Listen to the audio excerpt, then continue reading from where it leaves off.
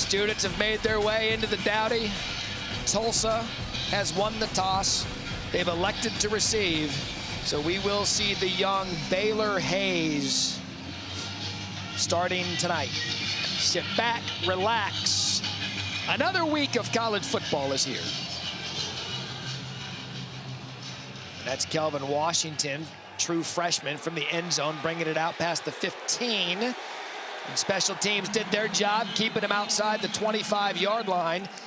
And we were told that if Tulsa won the toss, they wanted to come out there on offense and play. Yeah, I talked to Trey Lamb at pregame. He said, listen, we're going to take the ball if we win it because I don't want their offense to get off to a fast start. What I want to do is I want to run the football, take time off the clock, and hopefully have a methodical drive. As you take a look at Baylor Hayes here, as we mentioned, came over from East Tennessee State with his head coach, Trey Lamb, scrapper, riverboat gambler, whatever adjectives you want to use to describe him. He's one of those guys that's an infectious personality. The team gravitates towards his competitive temperament. He gives them the best chance to win because of his arm and his legs.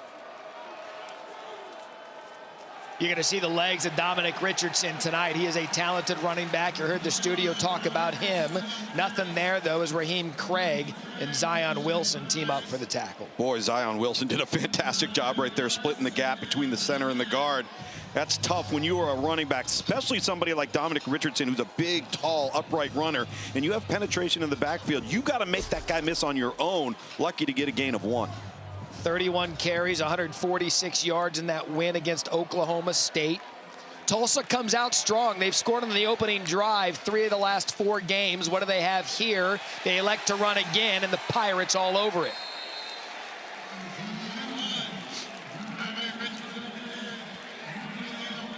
That's just ECU, Matt, winning the one-on-one matchups up front on those single blocks in the run game. This is where Tulsa is going to be challenged tonight, and now you find yourself in the unenviable spot of 3rd and long, not how Trey Lamb at Tulsa wanted this drive to start off. Down in the end of the student section, they call it the boneyard. So a long 3rd down for the true freshman, first possession. Out of the backfield, incomplete. A.J. Allen, the intended receiver, and that'll be a 3 and out. We talked about the energy that Harry was saying. You see the defense come off the field hyped up that they got the 3 and out. Yeah, and then Baylor Hayes there just got to get the jitters worked out, get the nerves worked out. You've got a road contest here, pretty hostile environment, backed up into the student section. Get that one, wipe it from your system, get ready to play the next series. Aussie punter Angus Davies in the punt, averaging 44 yards a punt this season, 5th best in the American. That's Kyler Pearson. And that ball checked right around the 50-yard line. So not only do you get a 3 and out, but Caden Hauser and this offense gets good field position to start. Well, you love that, and what it may lead you to do is potentially take a shot. But as we talked about with Caden Hauser, as good as he has been, they haven't been able to consistently put it together, particularly on early downs. When John David Baker, the offensive coordinator for ECU, if he gets a beat on something and something's working well, he's got to stick with it. Don't deviate for the sake of just deviating, and that means getting off to a positive start on 1st down, whether that's run or pass. London Montgomery will start in the backfield. They have 4 backs that they're comfortable with. You'll likely see all 4 tonight. And you see Hauser keep it, fooled the Tulsa defense. They went and tackled Montgomery, and there you go, 4 on 1st down. I really love that, too, because that's not a staple of this offense. But the running game has been so good with the 4 running backs you mentioned. Now you keep the defense on their heels with the quarterback keep. Hauser to throw on 2nd down. Comes back to the other side. Making a man miss. That's Desirio Riles, one of the tight ends, split out wide, and that's a gain of 10. And there's that first down that jump starts the whole thing. And look how fast they get up to the line of scrimmage. Quick throw, incomplete. Good coverage by Tulsa. Intended for Yannick Smith. That was Elijah Green, one of the best defenders on one of the best receivers. Oh, Elijah Green is going to be a premier player, not just in the American Conference, but in college football as a whole. 6'2", 195-pound corner that can match up with anybody in this conference. Blitz coming, picked up. Hauser, far side.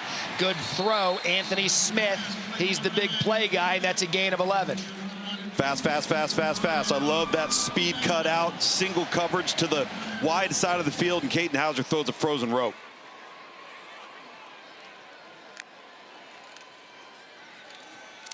Play fake.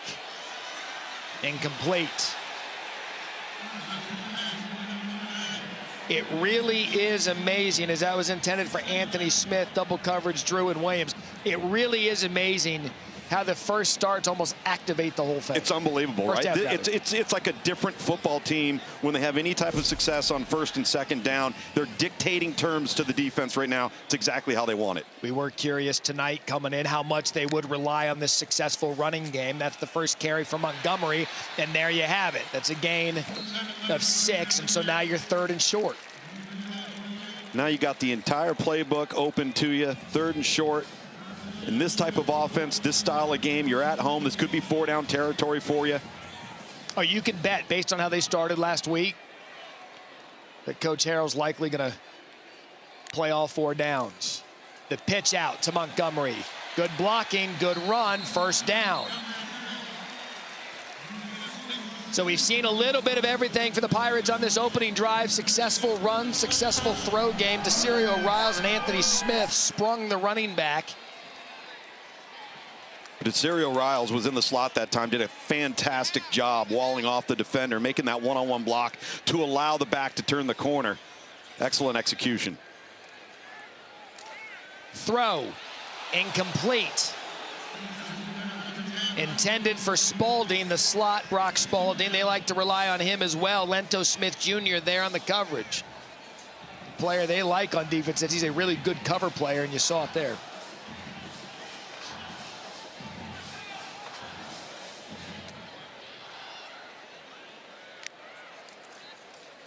There's Montgomery trying to follow his blocks, and Tulsa did a good job there. Ray Coney, their captain, averaging 10.7 tackles per game. That's 6th in the nation. He also came over from ETSU. Yeah, which is great for Coach Trey Lamb, because you've got 2 guys on both sides of the ball that are familiar with what the standard's going to be. What is it that Tulsa's trying to build from a culture standpoint? Got 2 players on either side of the ball that understand that and can help install it. This is the 10th play of the drive, 3rd and 10. Hauser keeping his eyes downfield. Incomplete. No flag. Wow. You could see Anthony Smith's jersey get grabbed on the route. The fact that he even had a chance to catch that was remarkable.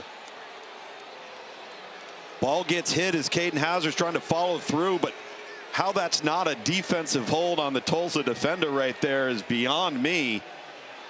Now, I know the ball was tipped, the ball's in the air, but I think that grab happened before the ball left the quarterback's hand. That's Elijah Green, number 7.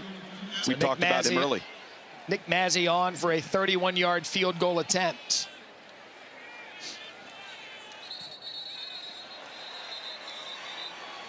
All right, a flag on this play, pre-kick. False start, offense, number 62.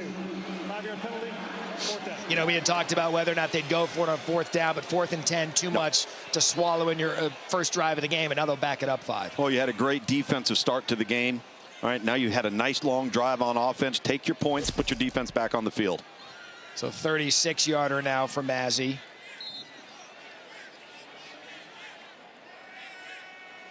Hit his season long a week ago, a 46-yarder against Tulane.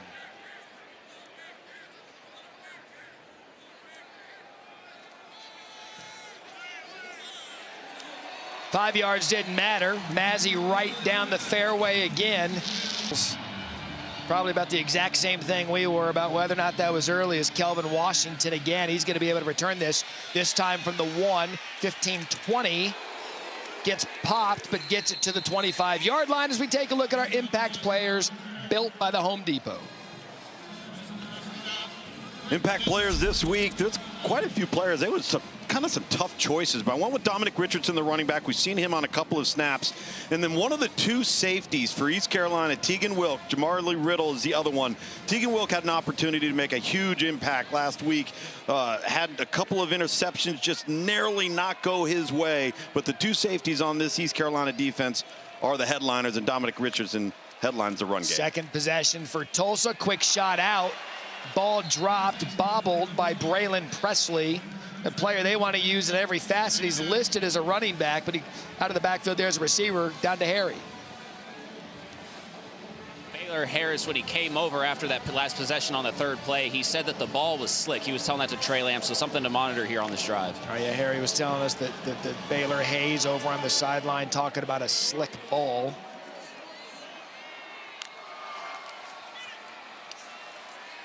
And that's a good look at what Richardson's capable of doing.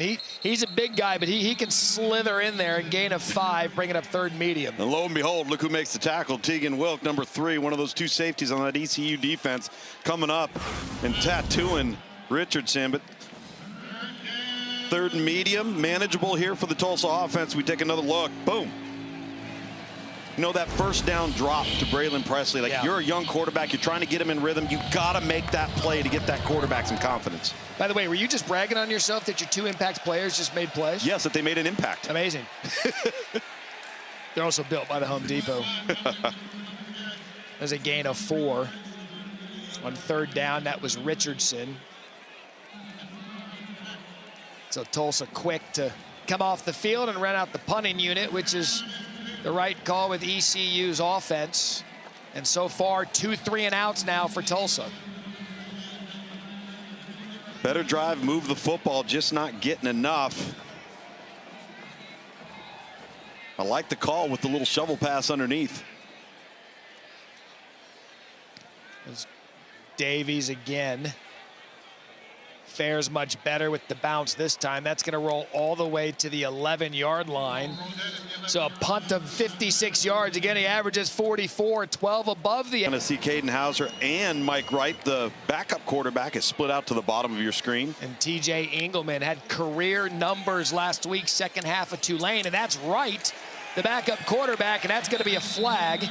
That's going to be a face mask and 15 on J.D. Drew. Personal foul, face mask, defense number 3. 15-yard penalty added to the end of the play. Automatic first down. Steven Anderson, our official tonight, they rave about Mike Wright. They said he could be the next president of the United States. He's a team guy. He's an athlete. It shows because they just want him on the field. Yeah, jack of all trades, can play anywhere, can play out of the backfield, can throw on some of the gadget stuff that you'd like to see, and a tremendous leader. And there's Engelman. Boy, does he have quicks. It was funny last week in our game against Tulane. We're used to seeing Parker Jenkins, London Montgomery, and 21, Marlon Gunn. We see a 20 run out there. We're like, is that? Who's that? TJ, and boy, did he announce himself early. Well, he was moving at a different speed. Quick throw, and a good job by Tulsa's defense to blow that thing up. Great recognition by Devin Robinson, the safety. Well, you notice that quick trigger to step up and break that thing up, so don't think that East Carolina at some point's not going to come back and take a shot over the top off of the pump fake and the quick screen. Everything's done with intention. This is defensive coordinator Josh Reardon.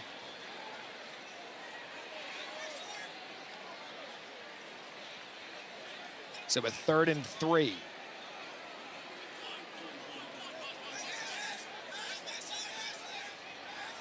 Play clock at 5. Snap off at 2. Hauser scans the middle of the field.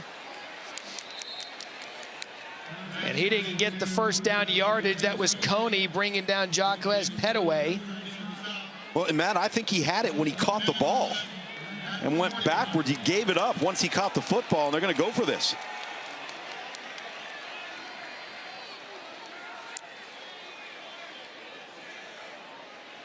See that 3-man front there for Tulsa. They're going to try to plug the gaps to either side of that nose guard.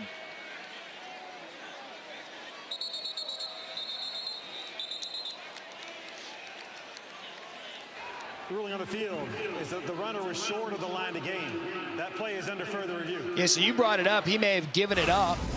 You'll wonder if they take a look at the forward progress caught past. Well, the contact, though, doesn't take place until he retreats there a little bit. He catches it beyond the line to gain. Gives us our first opportunity to bring in our rules analyst, Jerry McGinn. Jerry, what do you see? I'll tell you, man, I agree with Tom. He does have it initially, but he goes back on his own, and he is stopped short of the line to gain. This should be upheld. All right, so the key thing you heard Jerry say, gave it up on his own. Right, because when he starts to retreat and gives it up, that's when the contact starts. Had he just dropped down after he caught the football right then and there, it's first down and fresh set of downs.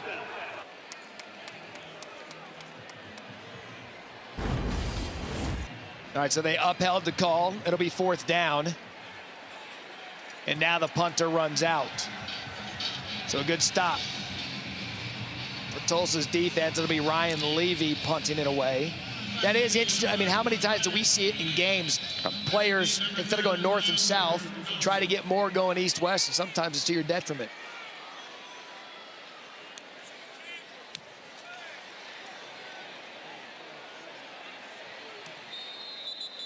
Flag down on the punt. Zion Booker caught it at the 15. And it's going to be a procedure penalty on ECU.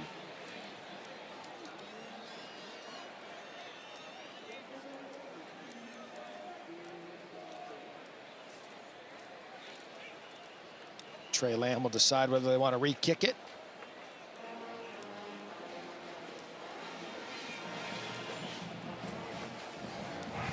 Illegal formation. Kicking team. More than 4 in the backfield. It's a 5-yard penalty. Replay, fourth down. All right, so they will have a re-kick. Try and gain a little field position here for Tulsa and Trey Lamb's squad.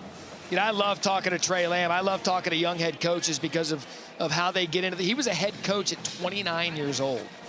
And he's only 36. Again, he's fourth youngest coach in FBS. He's worked himself up, and you see more than 4 men in the backfield on the illegal formation right there, and he's just trying to gain a little bit extra yardage. And I like this move by Blake Harrell, the ECU head coach, by punting this. He knows he's played good defense so far. See if he can get some field position back.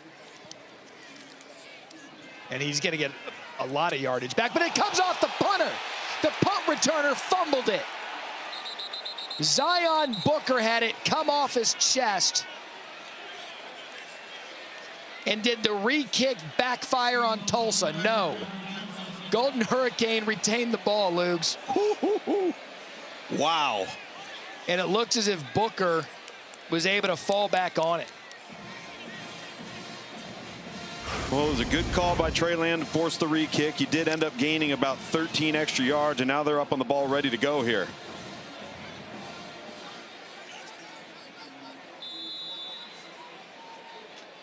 So 2 3 and outs for Tulsa to start. Hayes throws on first down and just misses the receiver behind the line of scrimmage. Or are they going to rule that incomplete? That looked like it was thrown behind, Luke. It did, just a little bit. It's intended for Micah Tees. Micah Tees, a Texas A&M transfer, one of the faster, more explosive targets on this offense. Take a look at where this ball ends up. Ooh. From where Hayes is standing and throwing, that's going forward.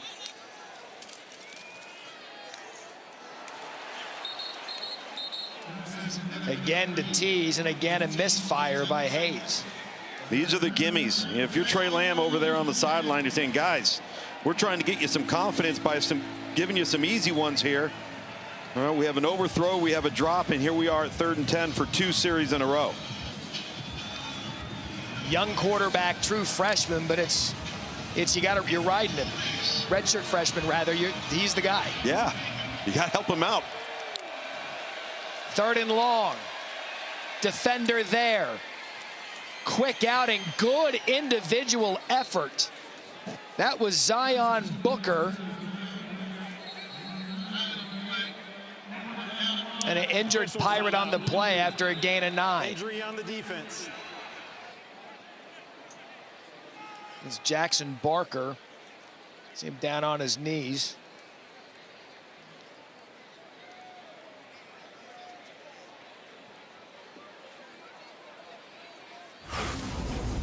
But Lugs, you hit on it a moment ago as they'll come out and check Barker. The early down plays were on and not executed, leaving you a 3rd and long, and they get 9, but it's not going to be enough to extend the drive. Right. I wouldn't be surprised if Trey Lamb's not really thinking this over. You're on the road, you're trying to get something going. Barker, the injured player, was able to run off the field. He looked to be okay. 63% conversion rate. 12 and 19 on the season. Trey Lamb looking for a spark. Up the middle. Did he get it? Depends on the spot. This is going to be close, Matt. By a face mask short or by a face mask good? That side judge, it's going to depend on which of his feet he puts the ball down at.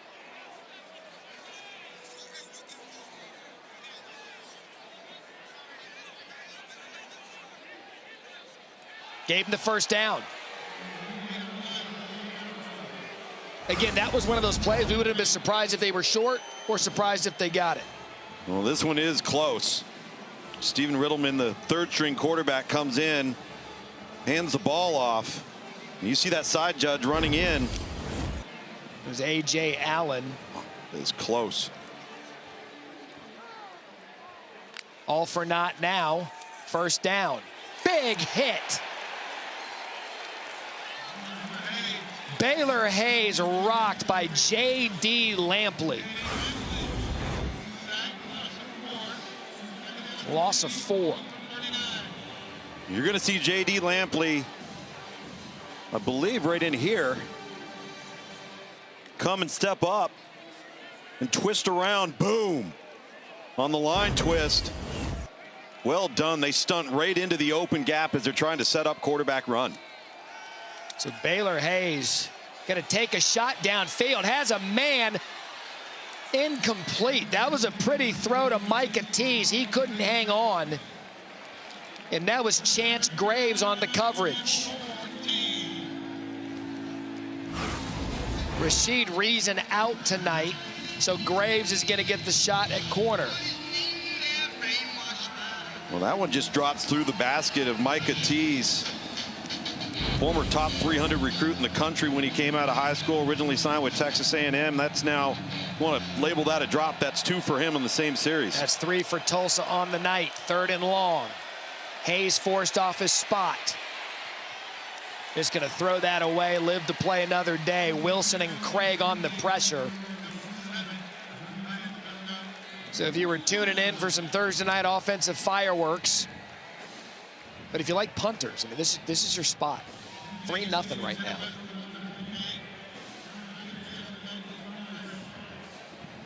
And we talk about a young quarterback, Lugs, and what Hayes is facing tonight. The drops, the sack, little things that can get to a young player's head as Davies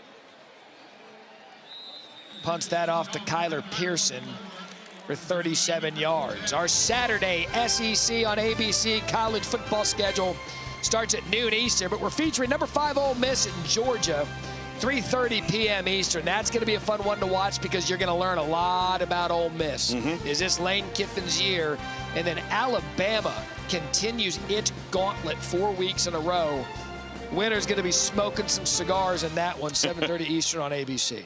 Big opportunity for Joey Aguilar to go on the road, and going to be a big one. Ole Miss, well, that quarterback Trinidad Chambliss is a handful for Georgia on defense. What a story he's been. Hauser going to throw on first down. Long out route to Smith.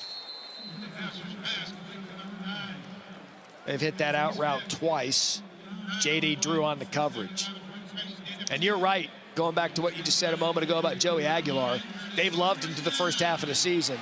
This could be his moment. Who's playing better right now other than Ty Simpson? Boy, has he been good. Boy, he's been fantastic, working his way into being a top 10 pick. So that was good enough for a first down. Here's Hauser again. He's going to go downfield. This guy is wide open, and he is trotting into the end zone. Touchdown, Pirates.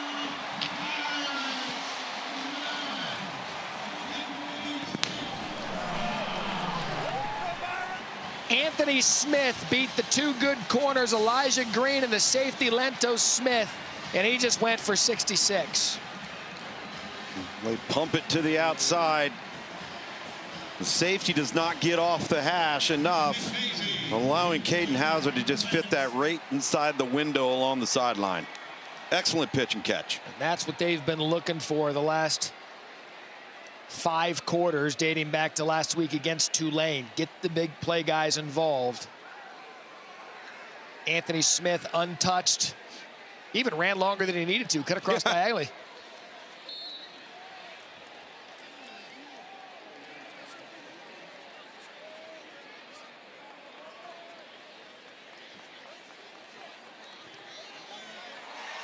Extra point is good. And Lugs, when they wake up, when this offense wakes up, this is what happens. We got the little hitch and then go, and it catches the quarterback looking inside. There's your safety I talked about, not being able to get off the hash and widen, so it makes that hole right there for the quarterback to throw it into. See the slight pump fake from Caden Hauser, and then he drops it right in the hole, right over the outstretched arms of the safety and Lento Smith, and you're off to the races. And there's those explosive plays. Right. First down success allows them to go fast, gain momentum. That's what they need, and they've gotten off to a fast start tonight. Pass offense third in the conference. Caden Hauser, he's been wanting that. He's been getting frustrated. He's been admitted his frustrations. But he knows outside between Yannick Smith, Anthony Smith, Petaway, Spalding, he knows he's surrounded by playmakers. And so the frustration's natural. He's such a perfectionist that he expects the execution and the level of execution all around him to be an elite level all the time.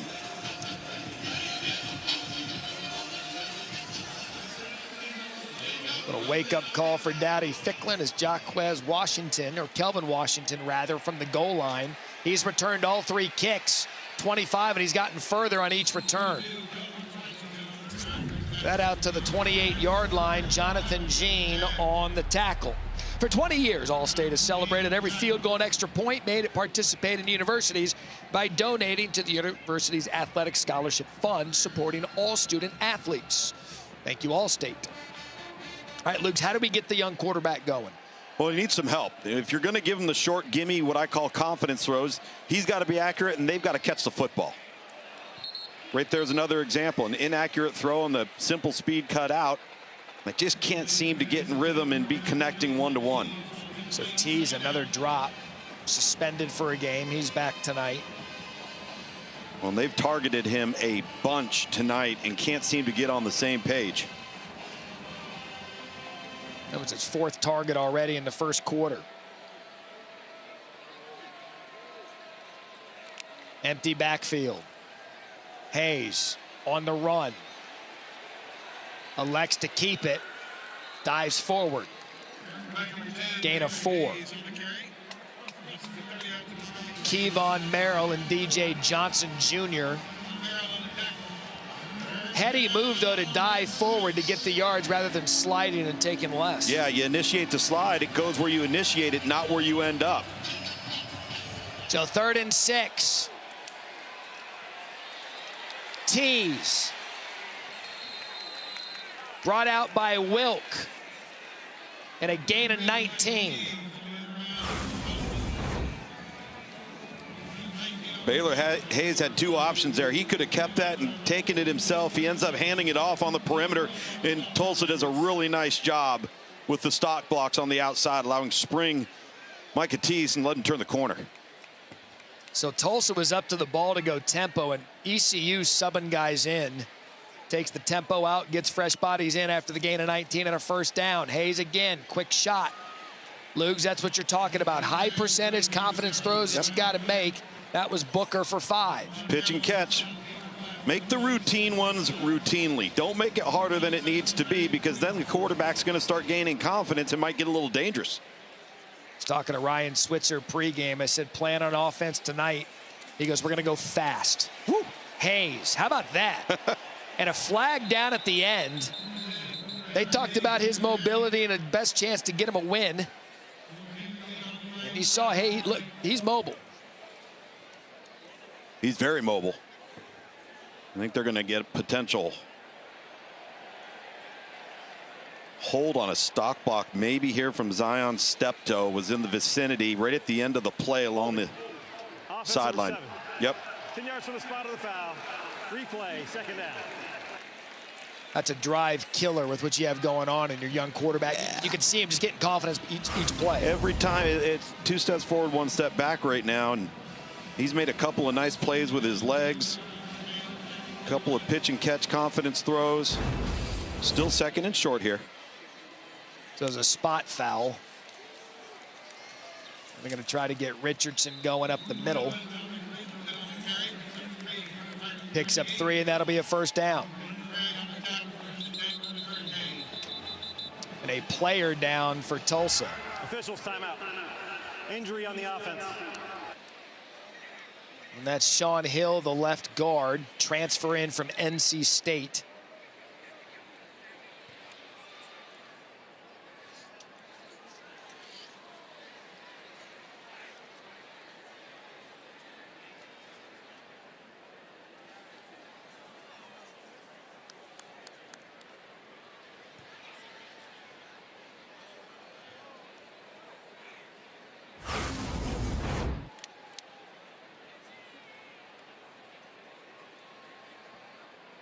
Big number 65 on the right side of your screen. Looks like he gets rolled up a little bit by number 54, Zion Wilson from East Carolina.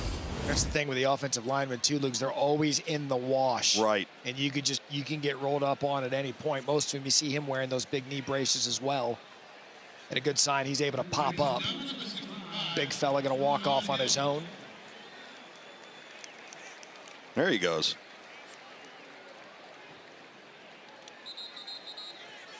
So a good drive going here for Trey Lamb and this Tulsa offense. After East Carolina popped him for 66.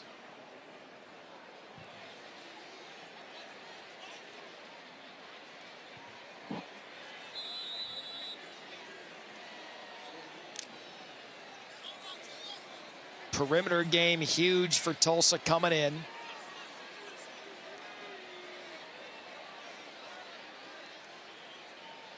We've seen it here tonight. Play fake, wide open. And that is Brody Foley. Tulsa answers.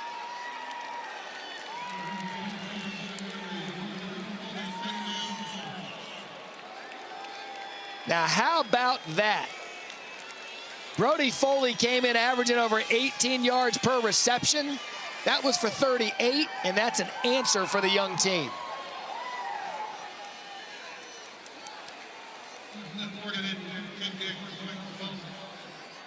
Spectacular play there, Matt. Execution on that drive was outstanding.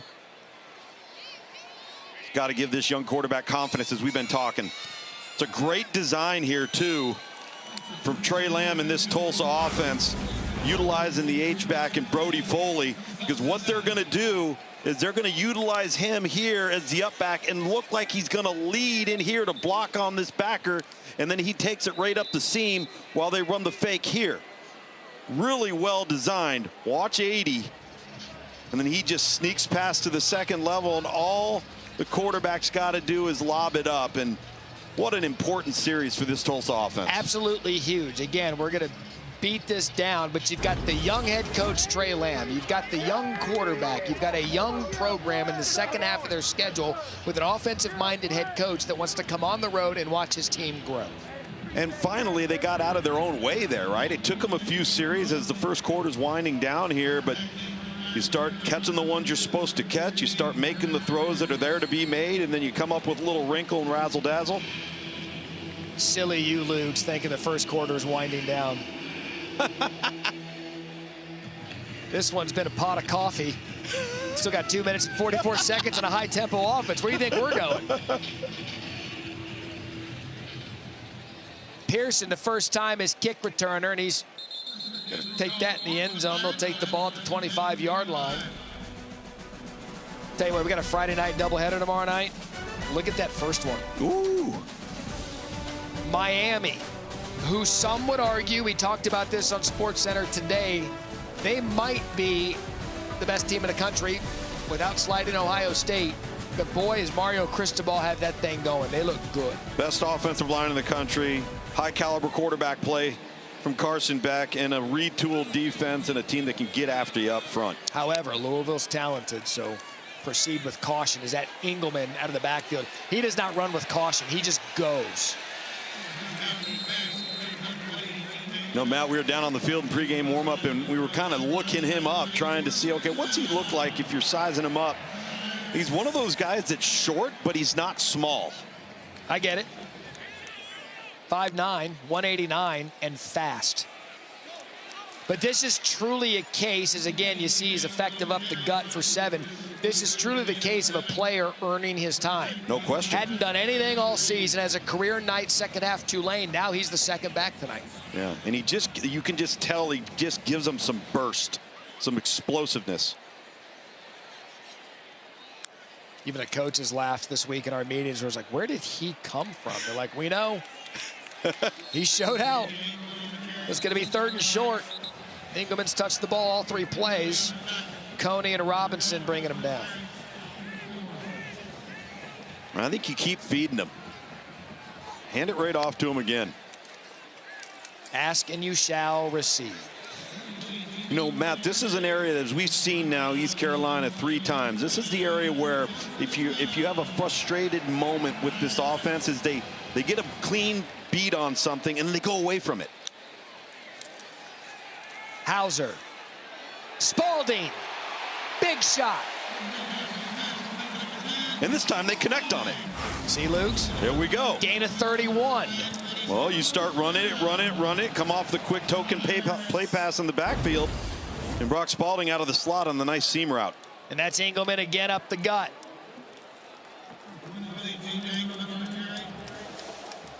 And you're right. There's an injured player down. Officials timeout. Injury on the offense. That's Jamarian McCrimmon, the left tackle. Seen a couple of offensive linemen get banged up tonight.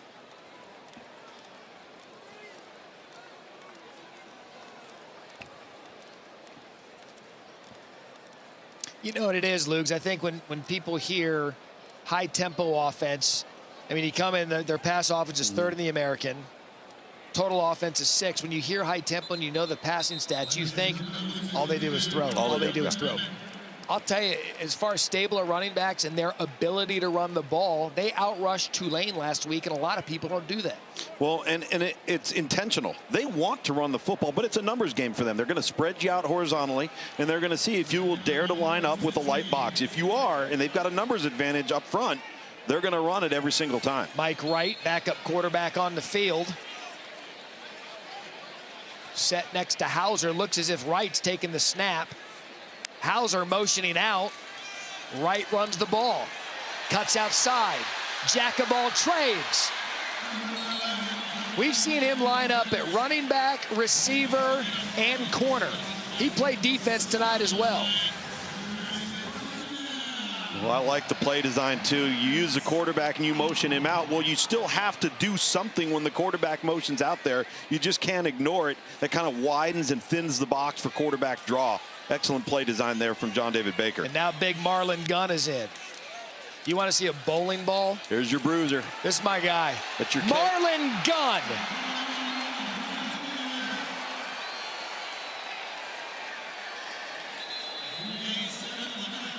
Every time he comes in. This is the end of the first quarter. That's the end of the first quarter. See? And, yeah, that wasn't bad, actually. He's not. We've been sitting up here in the booth. The candor was amazing. Great job, Harry. So ball spotted at the 1. Gun in the backfield, heavy personnel. And the Keg scores.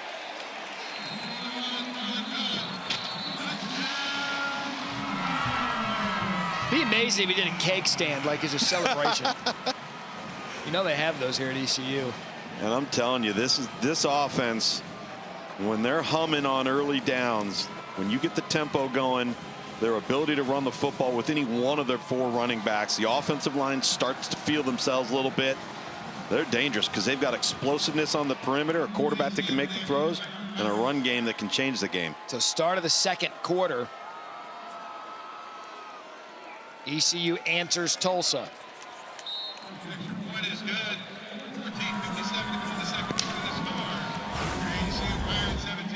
Points on 3 of the 4 possessions for ECU. Back-to-back touchdown drives, and Gunn punches it in.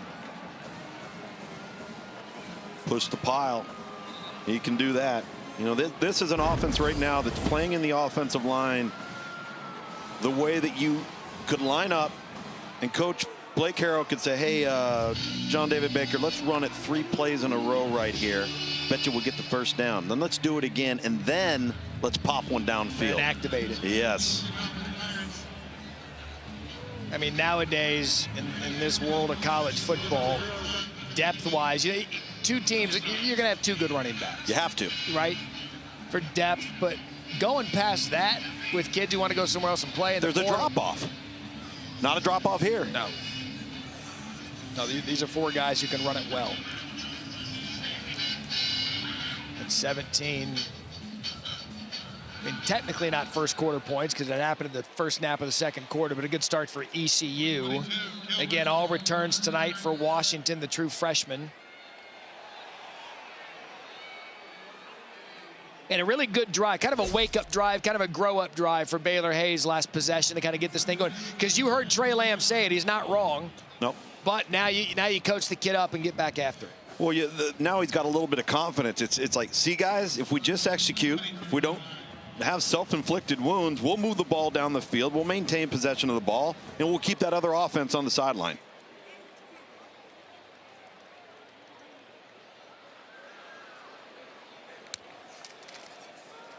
And they'll try to give the ball to that fella, Dominic Richardson. He runs high and hard.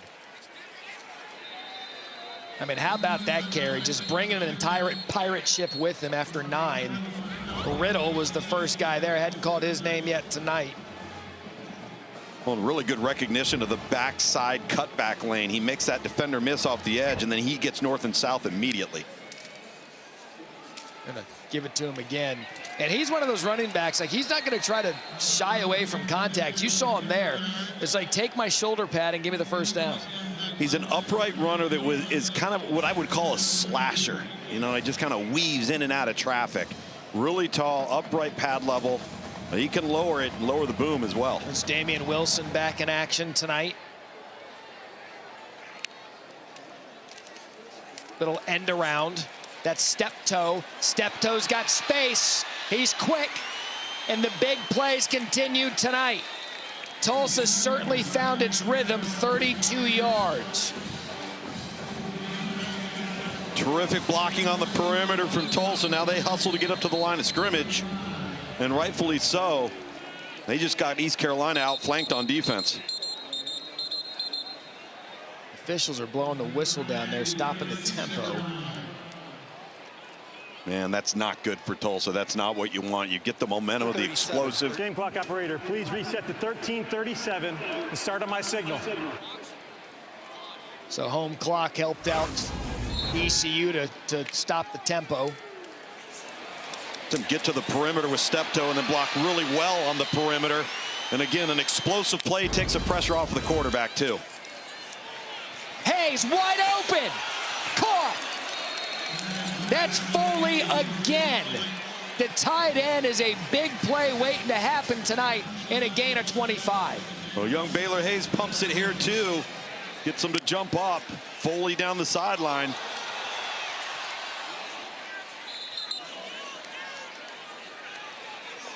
There is something going on with that football. You heard Harry's report. Yes, Harry talked about it. There's something slick that's happening with Baylor Hayes and his inability to consistently grip the football. You just saw it right there. He gets up from the pile, starts rubbing his thumbs and his index fingers together. I don't know what it is, but it's just coming out of his hand and he can't control it. He mentioned that after the first possession of the game. Trips formation, bunch on the side. Hayes gonna keep it. Hayes has space. And a gain of 7. An impressive 2 drives for Tulsa after a shaky start. They're on the board of answering ECU back as we check in with Harry. Yeah, Matt, I can tell you as it pertains to the slickness of the football, the field is still a little bit dewy down here, and it's something that Baylor Hayes has even complained about even on the previous drive here, so something to continue to keep an eye on. It's like that first tee time out, 7 a.m. Get that morning dew. Ball running a little slow. Oh, the dew sweepers are the best tee times there are. Maybe a timeout here. The play clock was timeout. to spot that out. Now it's become a theme, and Trey Lamb's basically like, it's not a theme. Throw the ball. To the outside. Touchdown, Tulsa. What a play design for Zion Booker. Faked it to Richardson on the right. Booker slid around on the left, and he just trotted in.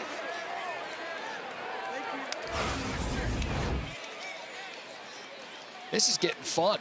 This was really good, and it's a forward pitch, so it's an incomplete pass if he drops it. Then you got all the action going opposite of that. They get Raheem Craig, number 5, the defensive end for East Carolina.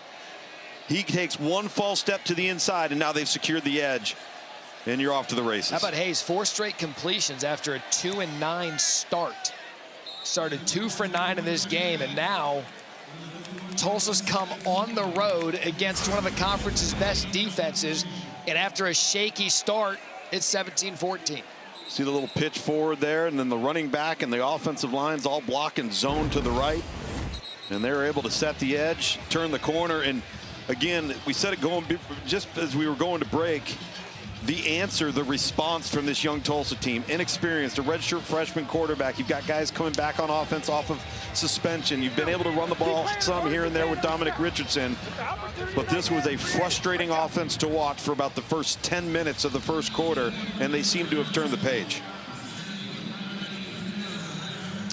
Remember, red zone defense last week for East Carolina against Tulane is what kept them in the game. Absolutely, and it's the #1 ranked red zone defense in the conference. And now Tulsa's gone down 2 big plays, one by the tight end, set it up. Brody Foley, he already scored. We have a ball game here in Greenville.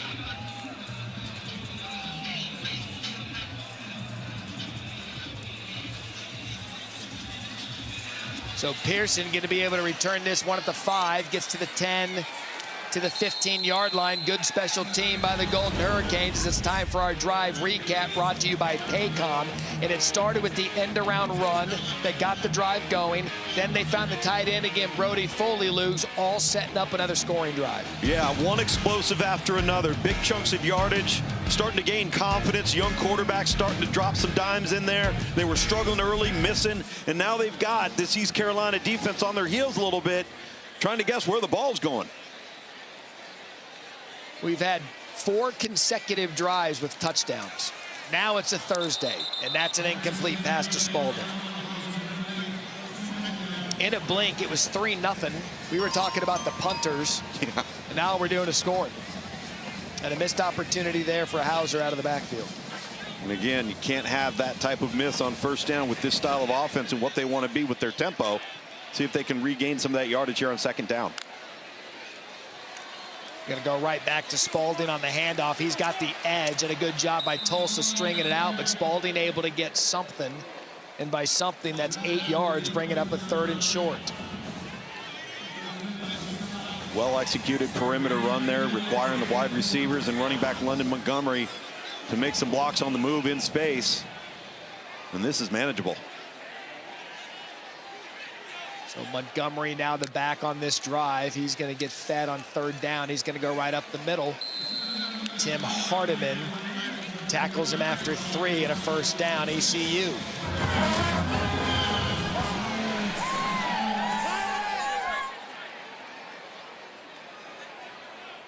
An offensive explosion here to start the second quarter. Hauser fake, boot right. Chucked it hard to Riles, couldn't come up with it. Credit Tulsa right there. They covered down in the secondary. He wanted to throw that football to Brock Spalding on the deep out route as they flooded the zone, rolling to his right. There was nowhere to go with it. So good throwaway right there. Try to dump it off late with a lot of heat on it, Matt, but now you live to play the next down.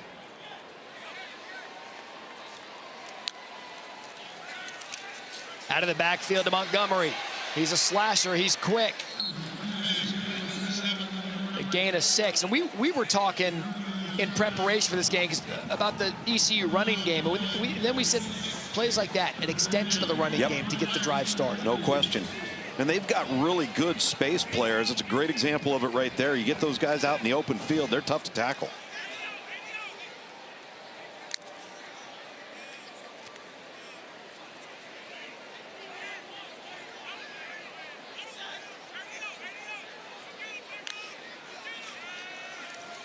One-on-one coverage. won by Yannick. Wow. He and Elijah Green have been going at it. We'll give that possession to the receiver and a gain of 4 and a first down. Well, number one, that was extremely well covered, but there's no defense against the perfect throw. And Yannick Smith right there doing a nice job extending away from his frame. Is 6'3" versus 6'2" right there, and another fresh set of downs. Caught the ball away from his body, moved the chains. Play fake, trying to take a shot. There's Anthony Smith, open again. Touchdown!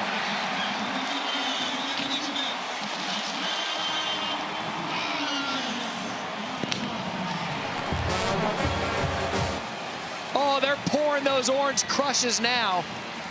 A 66-yarder and a 63-yarder.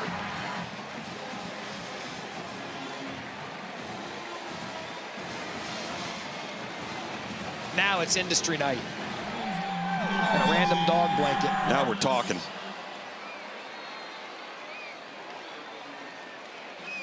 That time he got behind the defense again. Nunu Campbell was beat.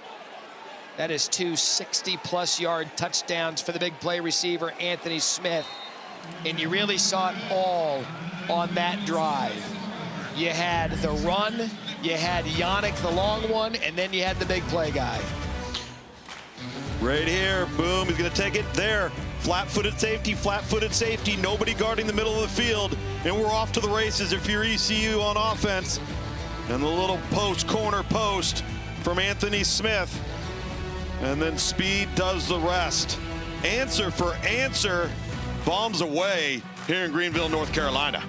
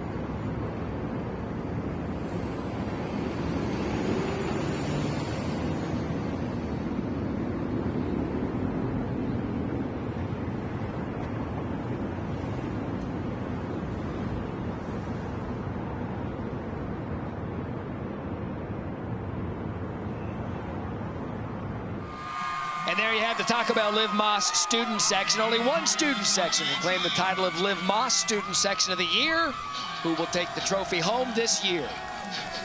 I would imagine Jason Greenberg gets a vote because he goes in all of them. You a fire guy, Diablo guy? What do you go with heat-wise? I'm Diablo all the way. Oh, Diablo. Oh, absolutely. Like I want my tongue to be in danger. Yeah. Oh, you saw me last night at dinner. I said, bring every hot sauce you have out. Oh, wasn't that good? And my shrimp and grits went from good to elite. I'd put hot sauce on cereal if it was socially acceptable. Oh, don't worry about the stigma. I put it on cottage cheese and crush it. That's Kelvin Washington. Returned every kick tonight. 20, 25, 30, 35, 40. Has increased, the true freshman. And we keep talking about this back and forth game we're in now. And there's the good field position. Got an injured player down for Tulsa. Officials timeout. Injured player for Tulsa.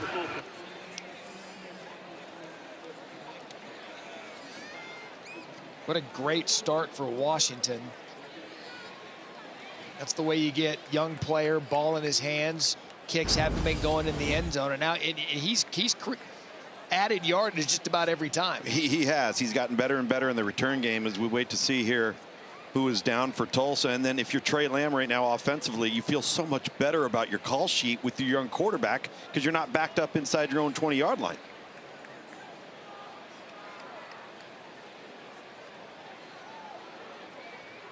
That's Aquavius Dunbar, the special teams unit. Had a few guys go down tonight, some early game injuries. But again, good news, able to, at least all of our injuries, they were able to get off the field on their own power and don't need help. And you mentioned play sheet's wide open now because it's clear your quarterback's got his confidence. You got out of that early game rut and you're going toe-to-toe with one of the best offenses in the league. And you can kind of tell that Baylor Hayes is feeling it a little bit. Got himself in a little bit of a groove, hop in his step. And oh, by the way, a defense that only gives up 15.5 points a game. They've already given up 14. Dominic Richardson tried out a hurdle for size, got him 4. Danka, first time we've called his name, and Jamarlee Riddle. See what both teams have done there tonight. Had to force some punts, but now both teams getting hot. You said Baylor's got confidence, look out behind. Was able to get something out of nothing. Zion Wilson chases him down. And that right there is why they decided to ride the young redshirt freshman in Baylor Hayes, because if they play that and they have that type of pass rush versus Kirk Francis, their previous quarterback, it's a sack. It's a negative yardage play. Instead, they gain positive yards. They go in 3rd and short. And again, now your quarterback has options. He's a fun kid to watch. He is. He's scrappy. He reminds me of Anthony Calandria. Yeah, I was going to ask for a comp.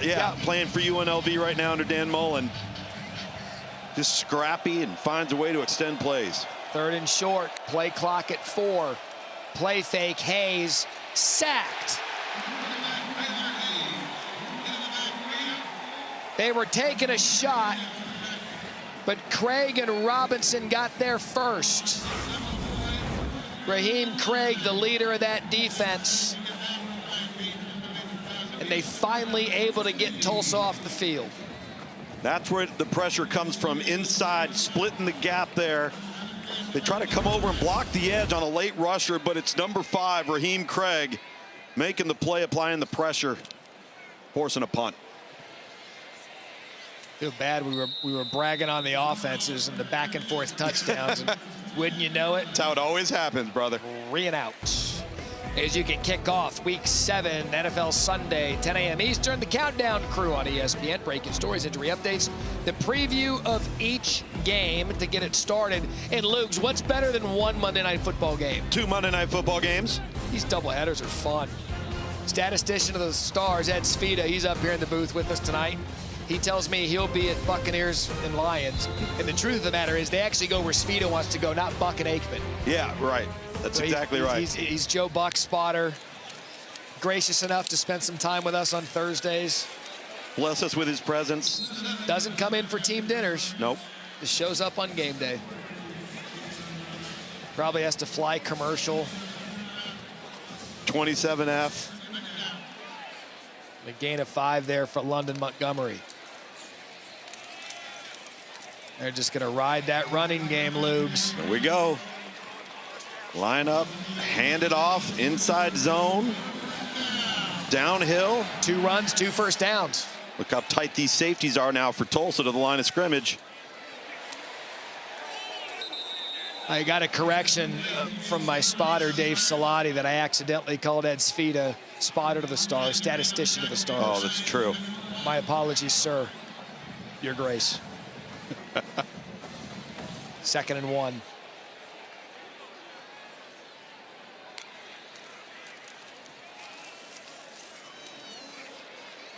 If it's not broke, don't fix it.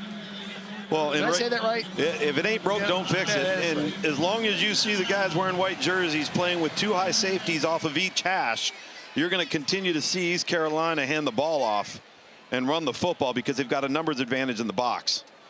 You start seeing these Tulsa safeties start to creep down, and Lento Smith and Zach Williams and Devin Robinson getting near that line of scrimmage. That's when the ball is going to go up and over the top. Oh, they're going to pop another one. That's exactly what they're setting up. But for now, they pitch it outside.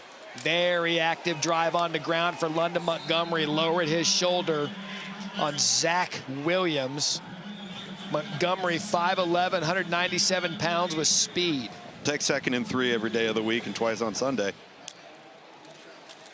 Quick shot outside, incomplete. Intended for Spalding. 2nd and 3, the whole playbook's open. You have success running the game. You could run it 3rd and 3 and get it. And I felt like Hayden Hauser rushed that right there. He's got Spalding underneath just on the inside, 6-yard hitch route. 1, 2, 3, boom, ball out. It just seemed to hurry it. The coaches have said that. He gets excited and goes too quick. And sometimes it's to his detriment. And you saw it there.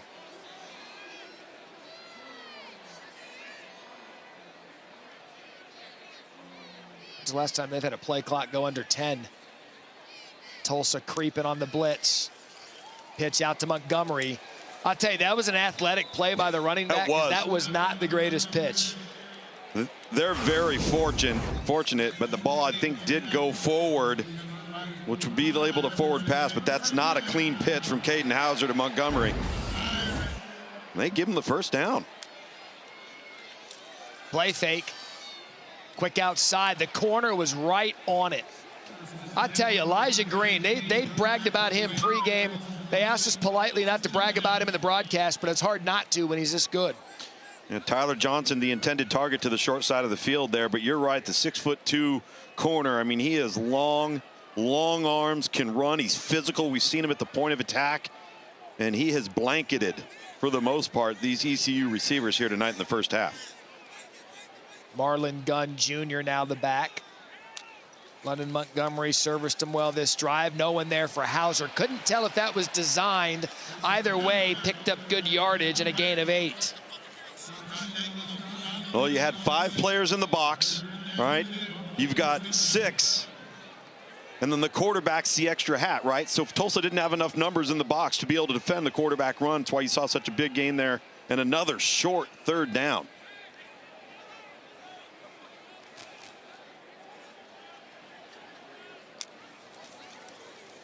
Four straight 3rd down conversions make it 5. There goes Spalding. However, flag on the play. They're going to get Desiree Riles.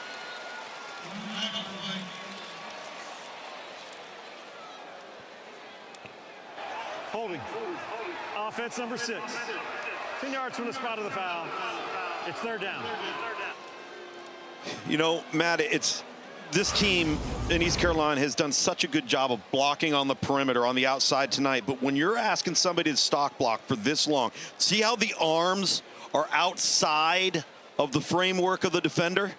That's going to get you every time, because now you're left tugging and pulling, just like we saw right there. If you get your hands on the inside and you can now maneuver and steer the defender, and you don't see that jersey pull away, but that's a long time to ask a guy to stock block on the outside. So went from 3rd and 3 to 3rd and 8. Another spot foul negates Spalding's big play.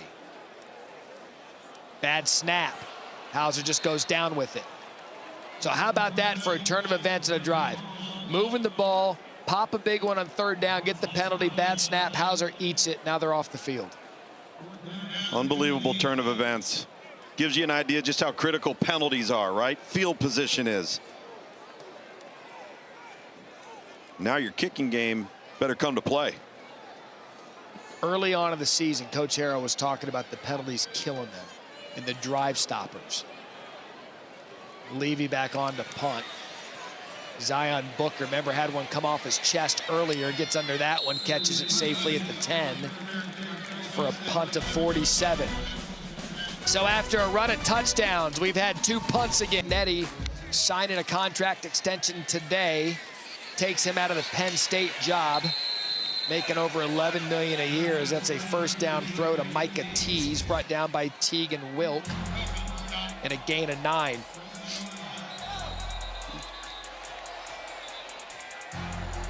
Take a look at the top 10 right there. Once again, we talked about Indiana, Ole Miss, Alabama, hot as can be. Georgia and LSU, big ones this weekend with Ole Miss coming to Athens, LSU taking on Vandy.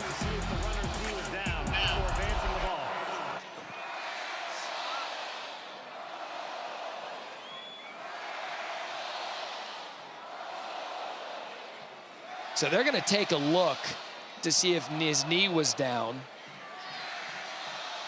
when he caught it.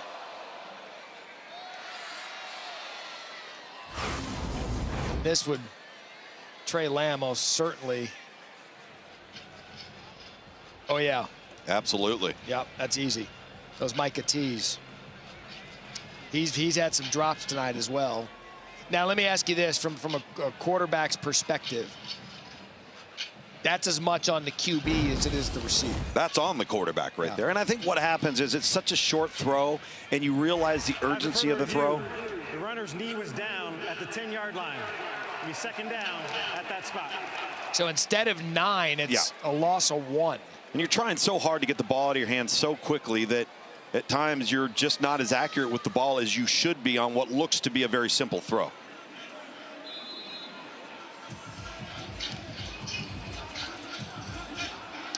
All right, so Harry reporting down to the sidelines. We saw 65 Sean Hill come off the field with the injury. He is back in. Now 2nd and 11 after the knee down catch. Play fake for Baylor. Looking over the middle of the field. Wide open step toe. How about that shot from the true freshman?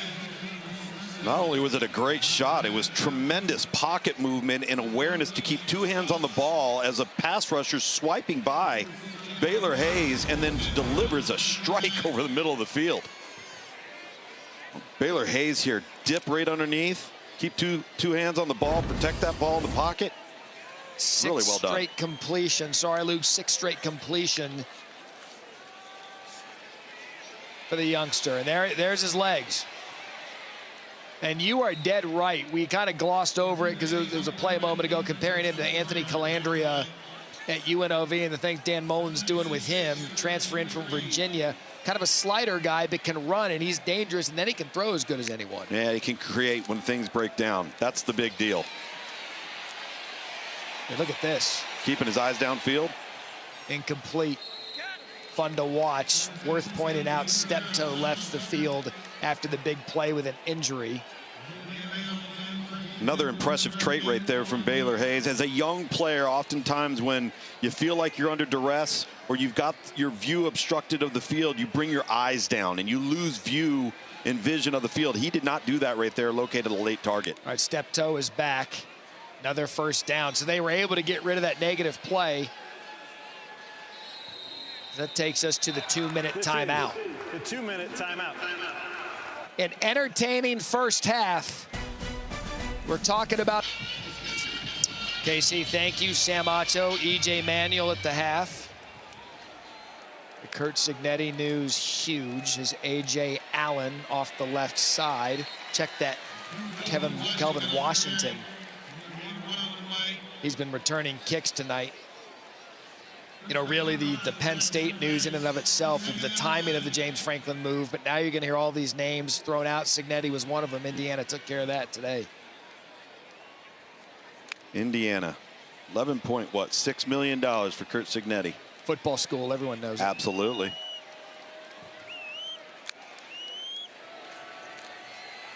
Hayes brought down. Held on the ball a little too long on that one and a loss of 1. Timeouts remain, 3 for East Carolina. Timeout. ECU. ECU uses one of their 3. 30 seconds. Game clock operator. Please reset. College game day Going to be live at the University of Georgia. Bulldogs host Ole Miss. You see that guy there, an exclusive interview. We were just talking about James Franklin a moment ago. 11.5 seasons at Penn State, coming off a playoff appearance a year ago, and now they'll be looking for a head coach in what I believe is going to be one of the wildest off seasons in college football history in terms of a coaching search, because there's already top flight jobs open. You guys won a heck of a lot of football games, right? I mean, a lot of football games, and now we'll see what the future is there in State College. That's a big job, because whoever takes that job now, you're going to be expected to do everything James Franklin did, and then everything he didn't. Right, and that's win a lot of games, but not get over the hump in some of the big games to get Penn State with what we thought was a national championship-looking roster, although they lost some All-Americans on defense. Nonetheless, there was talent there. Speaking of talent, Hayes trying to find one of his, dropped it in his hands, and Micah Tease can't come up with it. That's the third drop tonight from Micah Tease. Fourth drop tonight, and this one is dropped right over the shoulder in the bucket. What a spectacular throw. And now, instead of having potential touchdown or a tackle inside the 10-yard line, you're Tulsa and you're forced to punt. That's as good as that throw gets right there. Absolutely. And the Texas A&M transfer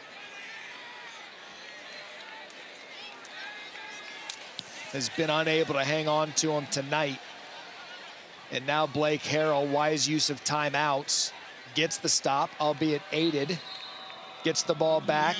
Minute, 7 seconds left for this offense is an eternity with 2 timeouts. Well, and it's such a critical drop because, remember, Tulsa chose to take the ball. ECU's getting the ball coming out of the locker room and is going to have potentially the ball here last to close out the second quarter. This is a big defensive stand here for Tulsa. You get 2 for 1.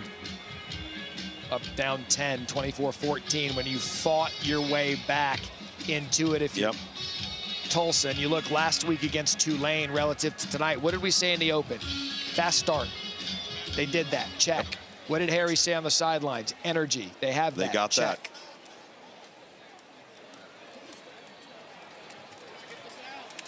He said they didn't want one game to beat them twice. Thus far, it does not look like it has. Javante Connor, gain of 3. Was able to get out of bounds and stop the clock. Allows you to run the ball, and they do just that. That's Marlon Gunn, gain of 10. Here's your guy. Downhill. They're up to the line quickly. Averaging 6.5 tonight. Hauser creased it, saw it slid. Again, the ball gets spotted where the slide starts. Still 2 timeouts remaining. They'll have to use one here. Or not. Well, they realize they're getting the ball to start the third quarter. So that'll be another first down. That stops the clock. You surprised by this, that they're not trying to take a couple of shots? A little bit. I think they took one right here. They took a timeout right here. They may try to take a shot or two. Because there's enough time for them. They're still going to have 1 timeout left. There's enough time for them to get into field goal range. And they've had Anthony Smith catch a 66-yarder and a 63-yarder getting behind the defense. Obviously, defense is going to line up differently towards the end of the half because they think the throw's coming, which is why they've probably run the ball. But I'm surprised they weren't a little more aggressive here. Yeah, so Tulsa on defense, you got to be able to make sure nothing gets behind you or over the top, and then you got to protect the sidelines as well. So Anthony Smith, the big play receiver, as advertised tonight. I mean, he came out with 150 yards and 4 receptions in the first quarter. Big explosive play down the sideline with the pitch and go, and then the big post, and he just does the rest, outruns the defender, created the separation for an easy pitch and catch down the field. And here we are at first down, 14 seconds remaining.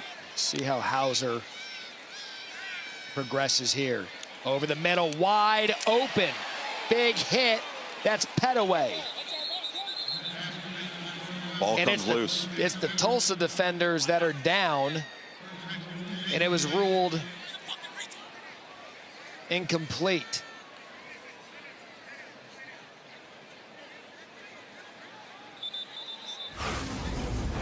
Officials timeout. Lento For injured Smith. player on the defense. Please reset the game clock to 7 seconds. Two Tulsa defenders end up running into each other as they're trying to tackle Pedway. They jar the ball loose, knock each other out. They're trying to keep him down for a minute because you saw the severity of the hit.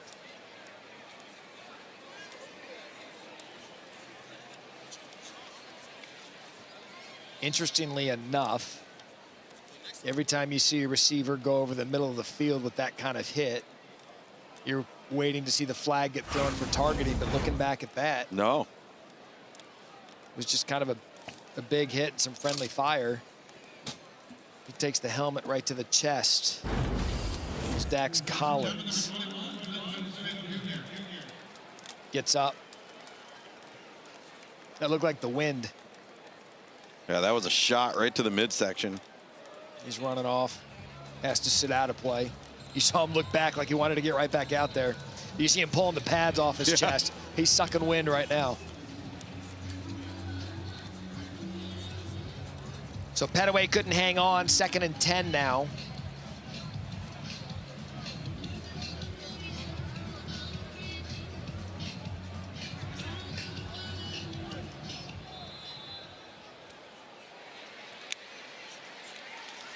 Swing it out of the backfield. That's Engelman. Tries to stay up. Brought down by Robinson. So ECU had enough. Tulsa just ran off the field. But ECU saying they're staying. And Blake Harrell's down there saying that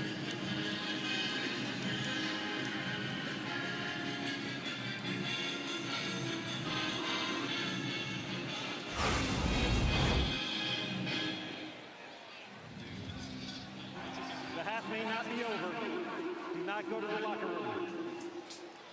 I mean, Tulsa took off. They sure did. So it looks like the elbow was down with 1 second remaining. That's a discussion. That is the end of the first half. Time has expired.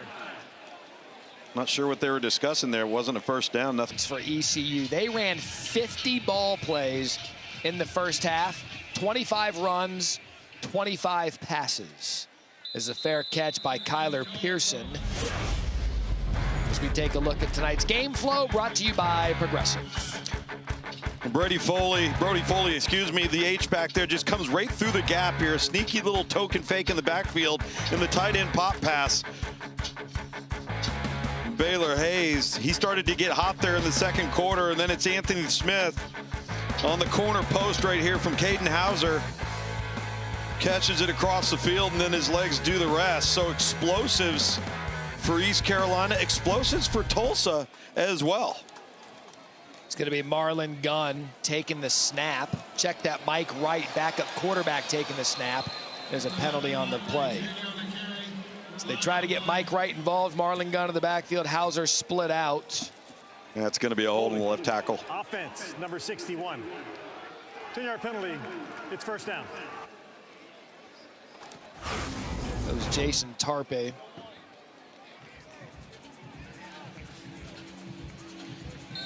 Right there is your left tackle position. He's just going to get him hooked. Again, we talk about when you're blocking with your hands, you get those hands on the outside, you're in danger of getting called. Hauser going to go on a wheel route backside.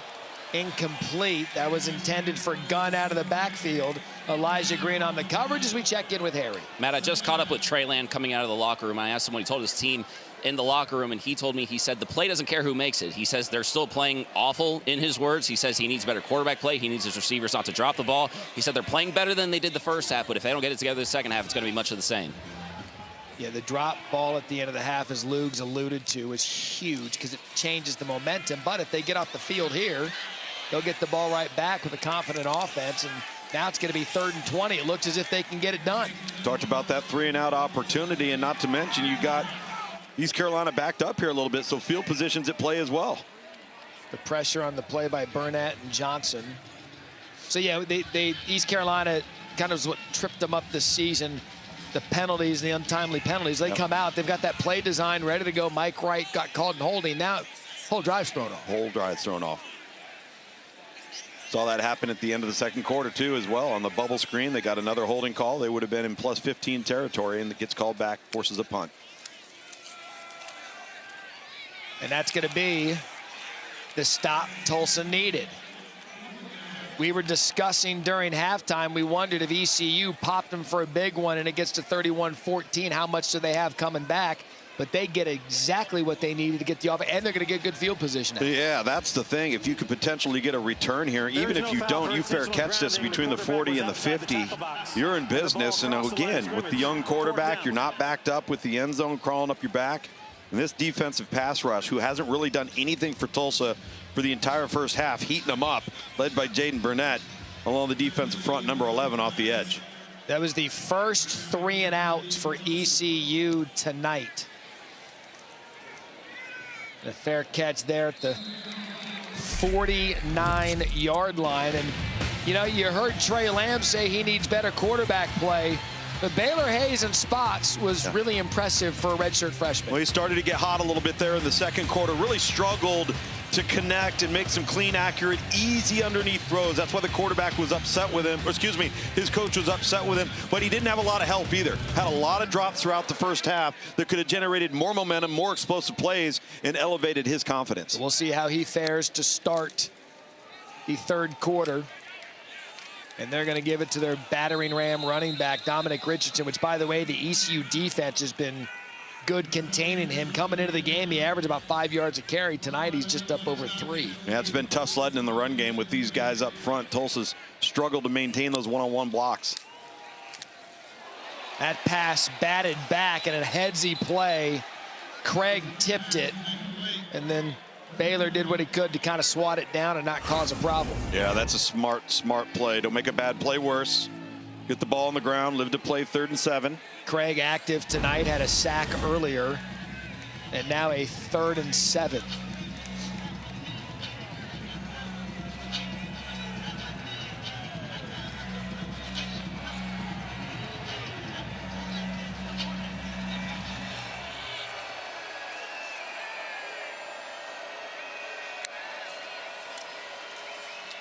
Hayes with time, finds the spot in the defense and fires one over the middle. Steptoe's been good tonight, but there's a flag down. Holding, offense number 54, 10-yard penalty, 3rd down. So much like ECU, a holding penalty is going to bring it back, negating the 1st down.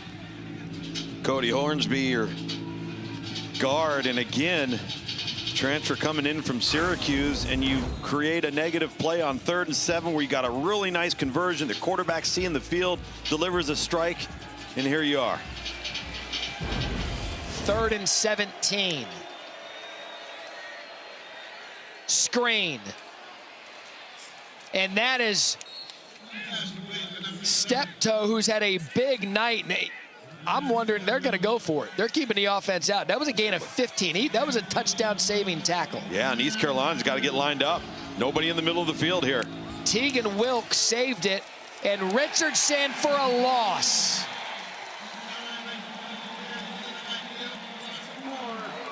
Steptoe got 15, and Sam Danka comes in a TFL on 4th down to get Tulsa off the field. Well, East Carolina is late to line up, but when they do, they cover up all gaps. Do a really good job, led by Danka, number 7 right there, splits the gap between the guard and the tackle right there, making the tackle in the backfield. I don't know if I like that play call. If you're going to run it there, let's run it and get downhill. Side-to-side lateral run there, struggling to hold up at the point of attack versus this ECU defense. Defense averaging 8 TFLs a game. There goes Montgomery. He's off. Touchdown!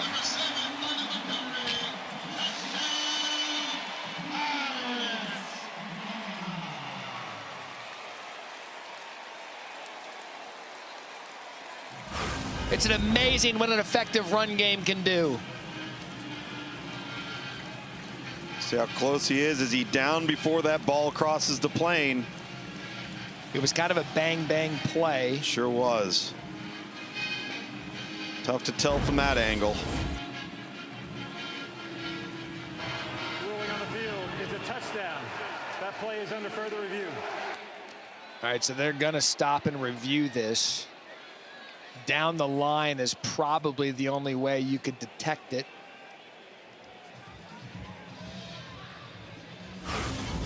Jerry McGinn hanging out with us again tonight as Montgomery, for now, a 51-yard touchdown.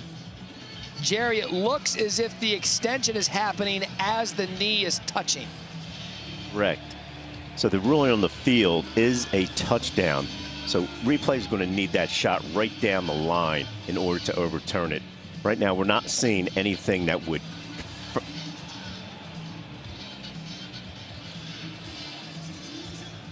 There's some technical difficulties there with Jerry, but I think he was beginning to say he's not sure they're going to see anything to overturn it. Further review. Ruling on the field is upheld. There you go. Touchdown, East Carolina. And again, that's just because you don't, it's got to be irrefutable evidence. If you don't have that, call's upheld. Yep. Great stuff by Jerry and great stuff by London Montgomery. 51-yard touchdown, 89 yards on the night. Third ECU tonight of 50-plus yards. As Mazzy is on for the extra point.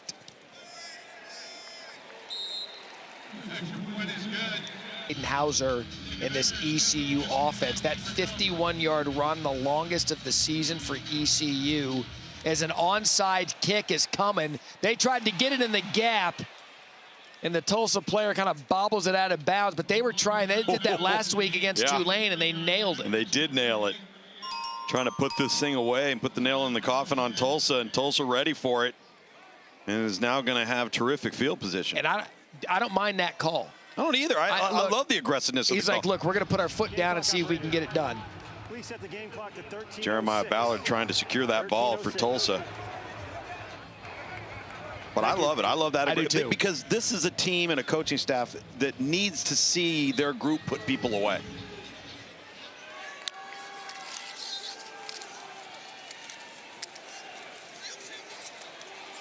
And that's the true freshman Washington. He's had a good night kick return. He had about 133 yards on the night on return. He's getting him good field position. Now they're going to get him some running back. With Dominic Richardson kind of held in check. Down 31-14. See if he can get a spark anywhere.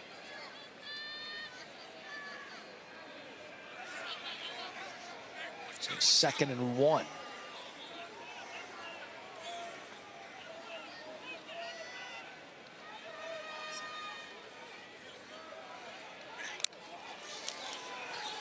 Hayes.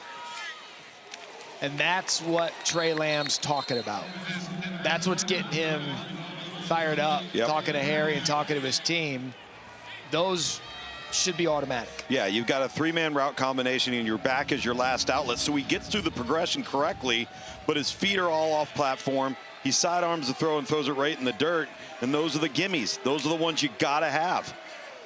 It's funny because he said the quarterback's not playing well. Up here in the booth, we've said we're impressed, but that's the stuff he's going to focus on to develop this player as the blitz is coming on 3rd and short, and they can't get the yard. So they got 9 yards on 1st down.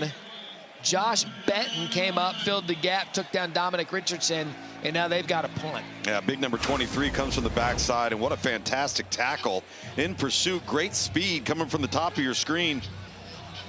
Drops him, actually for a loss.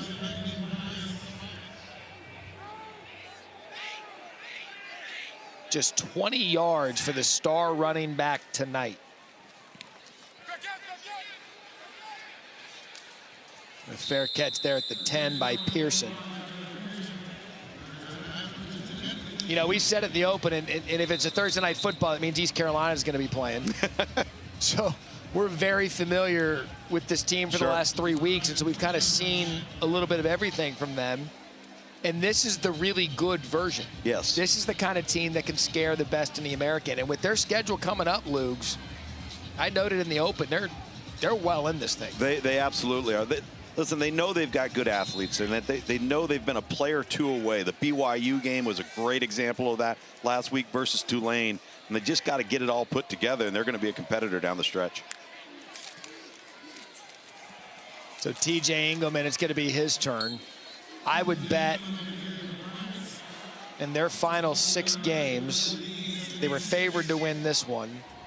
I'd bet they're going to be favored in just about every game other than Memphis, which is November 15th. Sure. And the only one that could be squirrely would be at UTSA. Yeah, and you got to, those last 2 are on the road for ECU, so they got to make sure to take care of business. Whoa. We'll just let that one go. Yeah. We'll go to the next That play. was incomplete. I'm wondering if he ended up throwing it backwards. All right, so there's a look at the win probability of the remaining schedule. See, I told you that UTSA one. That UTSA's at home. That's sneaky. Tough. Yeah. We've got them in a couple of weeks against Tulane at UTSA. What are we going to do not being in Greenville? I don't know. Great question. Over the middle, Hauser, big pop, incomplete. That was good defense. Tyler Johnson couldn't hang on. Devin Robinson popped him cleanly. And Tulsa's defense gets a much-needed stop. Yeah, I wish Caden Hauser could have thrown this just a little bit early, but I thought Johnson was also very lax with his focus and with his hands. He turned ahead, didn't secure the football, was looking for the safety, and the safety was coming anyway, so you might as well catch it. Yeah, he knew he was about to get popped.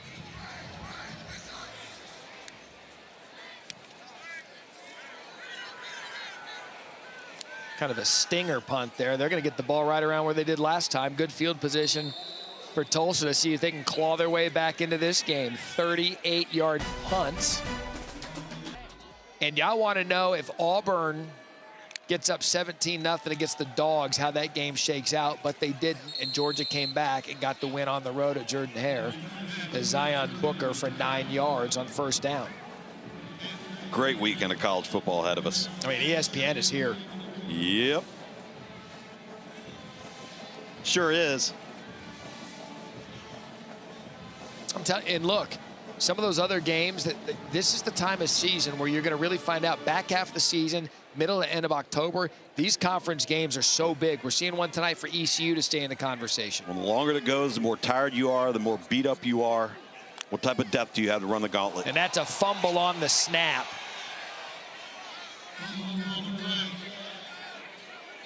And I think Tulsa had a body there first. You never know what goes on at the bottom of the, well, you do know what goes on at the bottom of the pile. It's not good.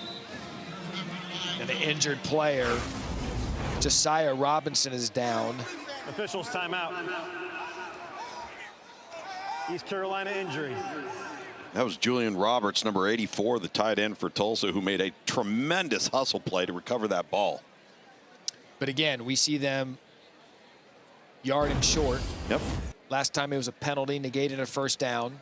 4th and 1, they get stopped, and here they had it 2nd and 1, and they fumble the snap. Just keep shooting themselves in the foot.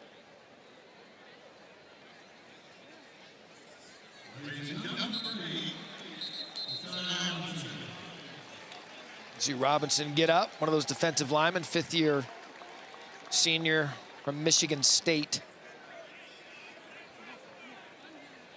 They've been rotating some extra bodies in here tonight.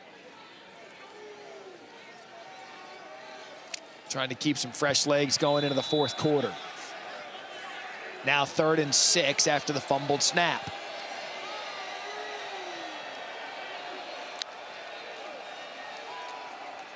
Richardson.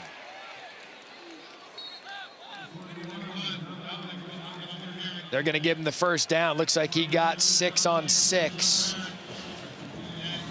Keon Merrill brings him down.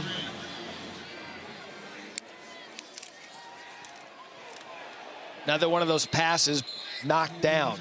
And Hayes isn't the biggest kid. They list him at 6 feet. That's probably on the touch side of generous. Yeah, touch side of generous. And the shorter you are, the more ability you have to change arm angles to get the ball around people as opposed to over or through people. That time, Raheem Craig comes off the edge with a great first step, gets his hands up. Second time he's done that tonight. Yep.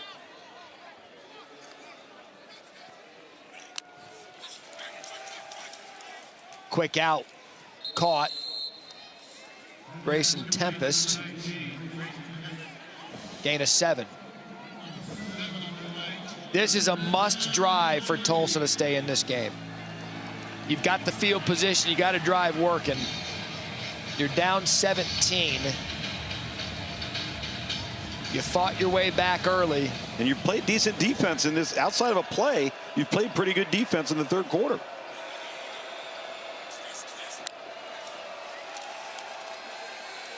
Blitz coming, but he gets off the pass. What a play by Baylor Hayes to get it to Zion Booker. You know, we've been talking all night as Danka nearly got him. Like, some of the easy throws that he's missed are bad, but the good is good. Boy, he navigated the pocket really well, kept his eyes downfield, went through the progression, was able to check down on the underneath crossing route. Really good execution from the young quarterback. Now they are going warp speed, flag down far side, incomplete.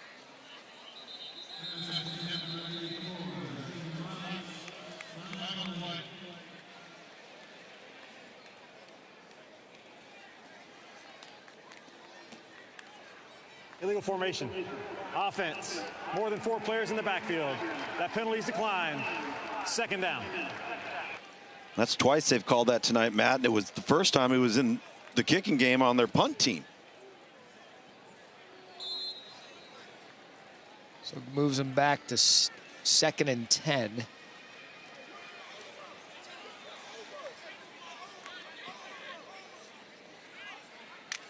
Again, the big play guy tonight for the Golden Hurricane, Brody Foley, the tight end. Can they get him here right now? Split outside in the slot.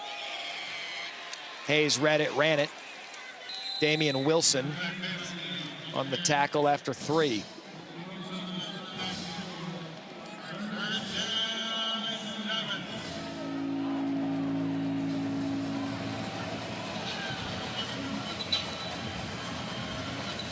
So in field goal range, Tulsa needs to come away with points.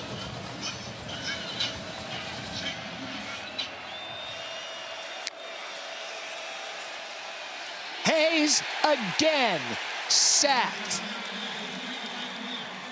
That time Preston Carr.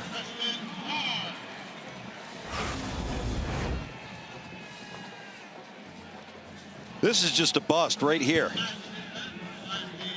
When you have that and you don't block the A gap, which is a gap to each side of the center, your quarterback has no chance. Preston Carr not expecting not to be dealt with at the point of attack, and as a free run at the quarterback. 46-yard, the season long for Morgan this year, 47. Had 2 of those against Oklahoma State. Good. So they get the points they needed as Seth Morgan bangs it through from 46 yards, and it's back down to a 14-point game here midway through the third quarter.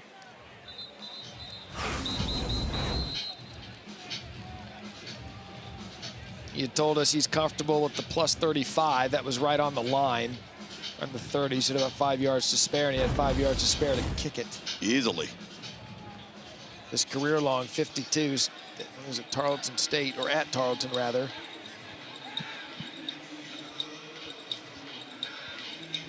So we've seen it come back before. They did so in the first half. By the way, worth pointing out, I said this earlier, that East Carolina is only averaging 15.5 points a game on defense given up. They hadn't let them score after they got those 14, but now it's 17. So still the defense playing a good ball game, all things considered. They've only given up 252 yards.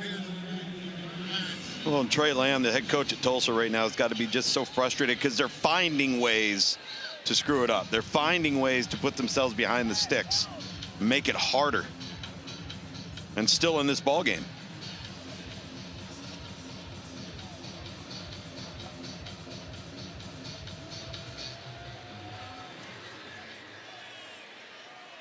Pearson will fair catch that in the end zone for a touchback out to the 25-yard line. College Game Day live, the University of Georgia's number 9 Bulldogs hosting number 5 Ole Miss. All kicks off 9 a.m. Eastern, ESPN. Former Penn State head coach James Franklin's going to join the crew live on set for an exclusive interview. We have not heard That'll be at 11 a.m. Eastern, that interview with Franklin. We have not heard from him since he was dismissed last week. So game day's going to get him. Look forward to hearing what he has to say. I would imagine, unless he doesn't want to be, because he's getting paid good money, not to have to be, but be interested to see what his next move is, because certainly there are going to be some jobs opening that would want James Franklin as their head coach. That's Montgomery. He's been the hot hand after the big run and a gain of 5. I mean, you look as ECU gets back to the line of scrimmage quick and they're keeping it on the ground. You look at a job like Virginia Tech. Yeah. The energy that James Franklin would bring to a Virginia Tech. Public announcement of all the investment that they're putting now into football, $260 million. Remember, James Franklin coached at Maryland, very familiar with the DMV, the DC, Maryland, Virginia, tri-state area, the state as a whole. Now, contrary to popular belief, Jerry Neuheisel is not the interim at UCLA. That is Tim Skipper. But certainly, there's going to be interest in that job. I could see him going out west, maybe for a fresh start. UCLA would love to have a guy like James Franklin. So they're going to mark him inches short. I think it's a good spot. That was a good open field tackle from Tulsa right there. I'm going to surprise you here. I don't hate this call. You're inches with Montgomery in the backfield. Defense is playing well. You're up 14. But you're in the shotgun. And then, well, that's my football pet peeve. And you're right. Never a doubt. There's some things in football that drive me nuts. That's it. Oh. That's number one? Number one. There's actually another one. I'll fill you in on a minute. But the shotgun, when you need an inch and you voluntarily take yourself 5 yards behind the ball. Yeah. Pet peeve number 2, when the offense fumbles the ball out of bounds and it's an automatic touchback for the defense. Like, why? Why? Like, who's to say the defense was going to recover that fumble? Right. You don't know. You don't know. So you just lose the possession. You could penalize them, make them go back to the... Sure. But the defense just gets the ball. That's it for the night. Back to the game. Hauser brought down. What a great rush by Jaden Burnett. First in the American in sacks. That'll be his 7th. He's 8th in the nation. Now, he's one of the best sackers in the country. He's going to come off the edge. He's had at least a half a sack in every game that he's played in this year. He just gets low, runs the loop. And takes care of business for a negative play. Haven't been a lot of negative plays for ECU on offense tonight. In fact, that was the first one in 63 plays. How about that? Wow. There was not much space for Hauser to fit that into Mangrum because Lento was all over him, and that was a great catch. Fantastic catch, and also the only place that ball could have been placed. And now 2 TFLs in 65 plays. It was Byron Turner. You had to say it.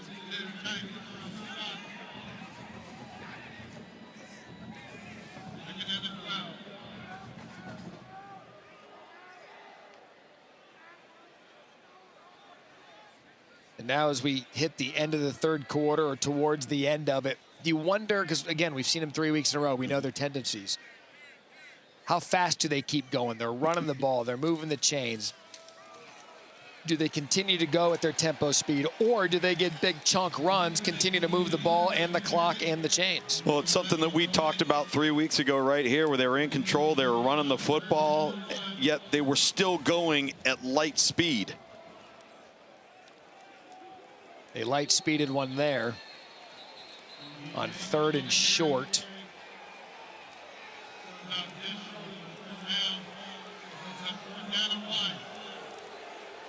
Crowd antsy. They didn't like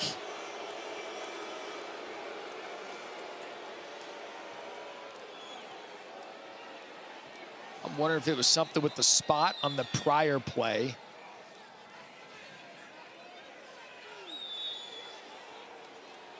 Maybe even the spot on that play, but they're not happy. Well, the players are all looking up at the Jumbotron, and they're right. They believe that that ball should have been advanced at least another yard.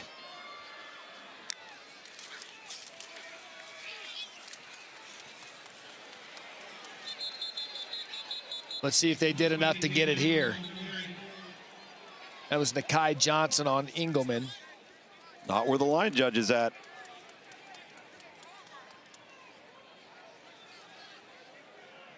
If you think they were displeased before, wait till these chains come out. No, they marked him short.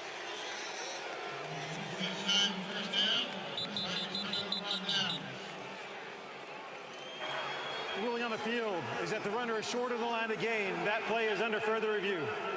So a couple of spots that were marked short of the line to gain. And this one's going to get reviewed. Unfortunately, this isn't the one that needs to be reviewed. It's the previous play. So we're going to show you both. We're going to show you the third down play. They're reviewing the fourth, but this is the one where ECU thought they had enough. And that was a first down. That's a first down. That's a first down. So they spotted it short, forward progress, when he was still moving the ball. Hard to tell from that angle. I think that the call in the field will be upheld there, but it was the previous play. After further review, the ruling on the field is upheld. The runner is short of the line to gain, therefore it's a turnover on down. First down. But if you're going to review that one, why not look at the other? I have no idea. Okay. Maybe we'll pick Jerry McGinn's brain on the other side. That's the one they stopped him short. It was the third on downs. We have taken a look. We've been told on the third down play. I want you to take a look at this. The runner's knee goes down shy of the first down line. They blew it dead with the knee down.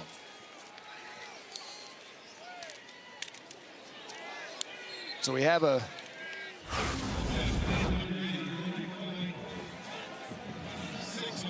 All right, so that was the fourth down.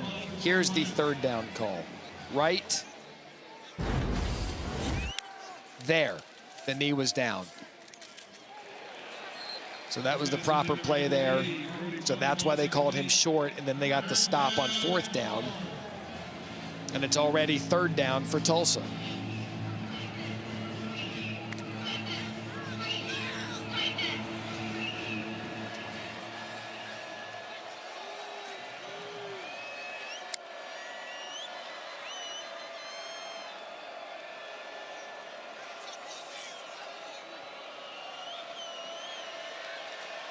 Big play here for Tulsa if they want to get back in this one. Under 2 in the third quarter. Hayes. Missed throw. Intended for Booker.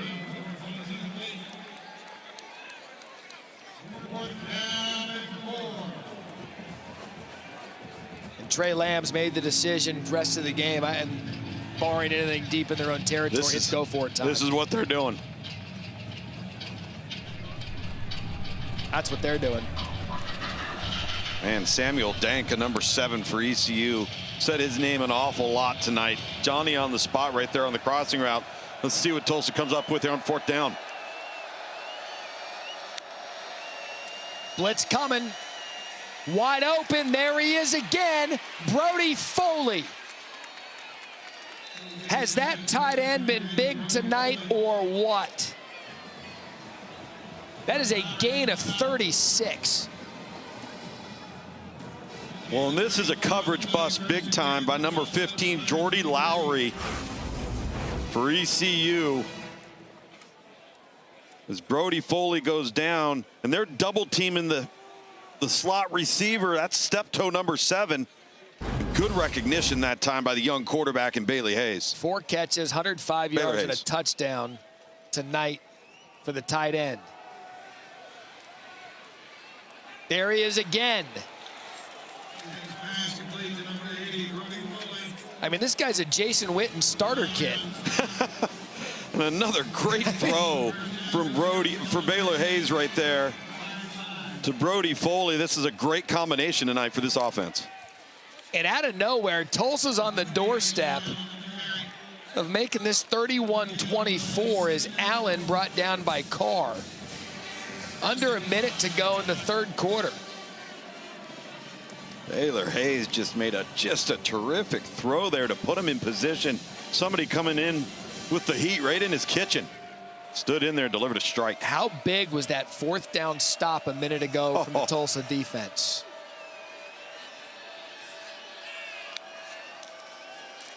Hayes. Ball comes out. They're going to mark him down before it does. Tried to slither his way towards the end zone and into it. Short of the goal line. Third down. Riddle comes up with the tackle, and that's going to be the final play of the third quarter. We've had some bizarre stuff happen in this half. First things first, to start the fourth quarter, you heard him talking about a stop. 3rd and goal as Tulsa tries to make it a one-score game. Matt Berry, Tom Luganville. You just heard from Harry, Jerry McGann, and a quarterback push up the middle.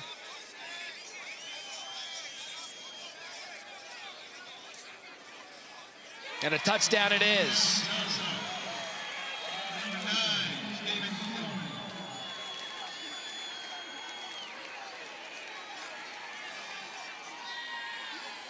It was Steven Kittleman, the 3rd-string quarterback.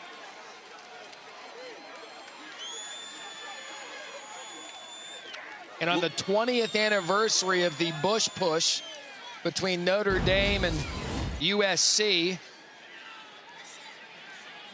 I love how they think that started with Philly in the that happened 20 years ago. One of the great college football games we've ever seen. Yeah, in South Bend, no doubt. So why do the Eagles get credit for it? I don't know. Tim Hardiman, number 10, the big defensive tackle that time, doing the pushing.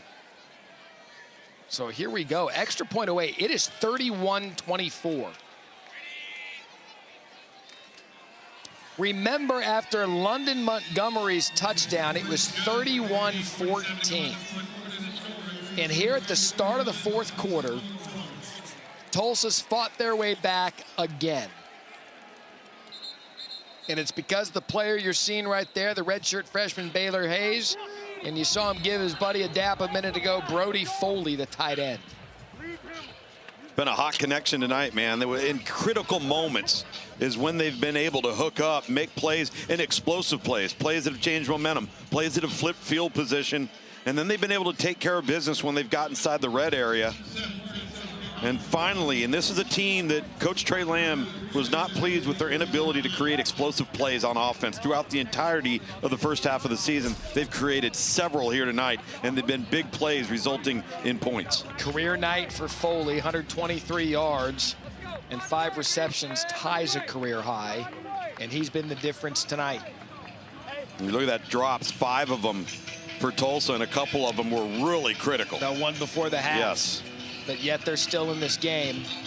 Foley continues to be one of the big play tight ends in the country. 5 25-yard-plus receptions, 3rd most. So now it's answer time for ECU. Maybe got a little bit comfortable up 31-14, and now they're in one. And they're in one, and now they need the defense or the offense to come to play, and get off to a fast start. We've talked about their explosives, their ability to dominate on 1st and 2nd down. That's exactly who they are and how their identity plays out. But this is when they're going to need it most, is right here. Don't take your foot off the gas if you're East Carolina. Haven't seen much of Anthony Smith since his 2 big 60-plus yard receptions.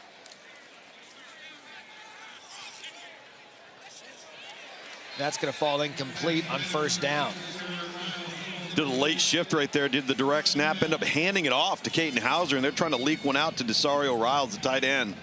And Jaden Burnett there. With the pressure once again, Matt, you said his name a ton tonight. Big number 11 off the edge for Tulsa. No turnovers tonight. Hauser just settles his feet, just pops it over the middle. Effective at that. That's Riles. And he's going to get the first down for ECU.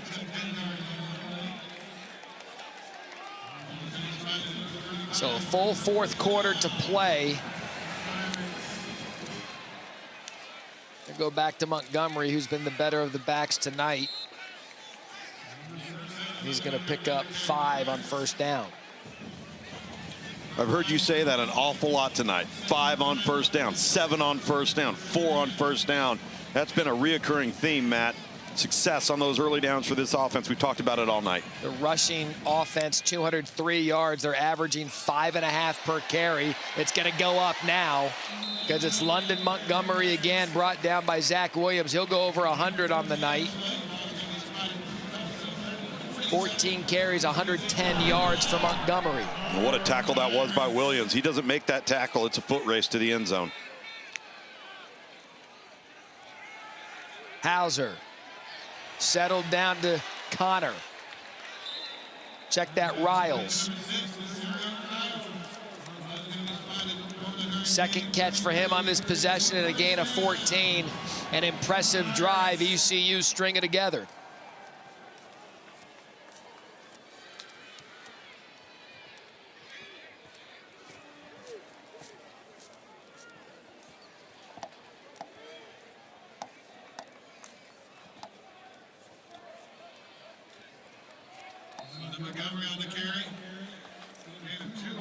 It's almost like a wake-up call for ECU. They see Tulsa get back in this one. Oh, yeah. Whoa. They got to really start leaning on this Tulsa team. Test Tulsa's depth for the duration of 4 quarters. That's where you could win this thing out if you're East Carolina. Time for Hauser, and again, just dumps it to the middle of the field. Second time we've seen that exact play with Riles over the middle. 3rd reception on this drive alone. Tulsa's playing a lot of zone defense, trying to cover down. And right now, East Carolina's got a great feel. They're just locating voids and soft spots in the coverage. Caton Hauser picking them apart. Over 500 yards of offense tonight. 75 plays. Mike Wright back in the game. There's a slot to the bottom of your screen here.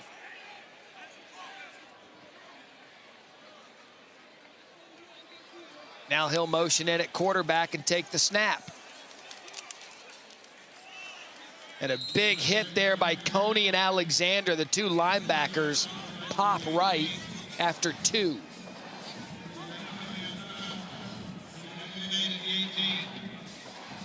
You know, it's this game's taken a long time, but it's interesting because of the tempo of it. You can eat yardage quickly, and that's an interesting play call. Right, the snap, the hand to Hauser, the toss to Mangrum.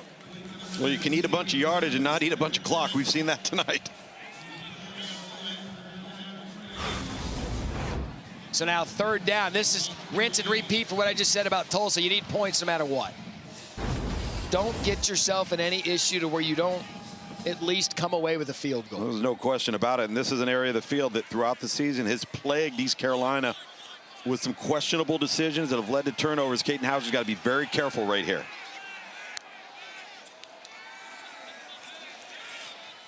Incomplete. Bounces off Mangrum. And that hung up there just long enough. But here comes the field goal unit, Mazzy. Well, that ball came in hot, man. I mean, that thing was 100 miles an hour underneath on the crossing route to Mangrum. That's where you don't need to fast, maybe a changeup. Yeah, just drop it in. Already made one tonight, good from 36. This one 32 to push it back to a 2-score game.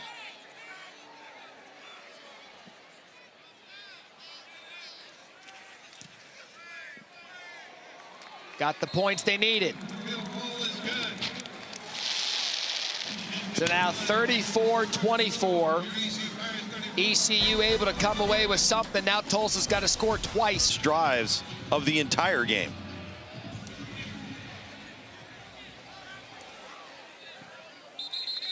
Washington lets that go to the end zone for a touchback.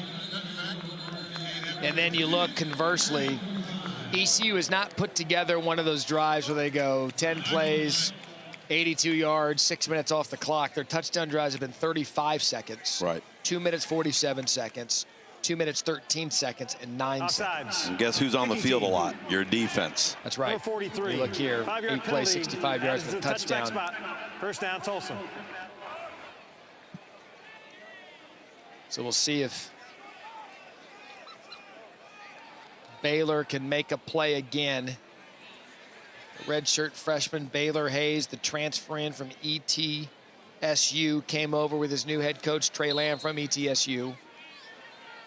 It's been an up and down night for him, but the up is really good. I've been impressed with his poise, his decision making.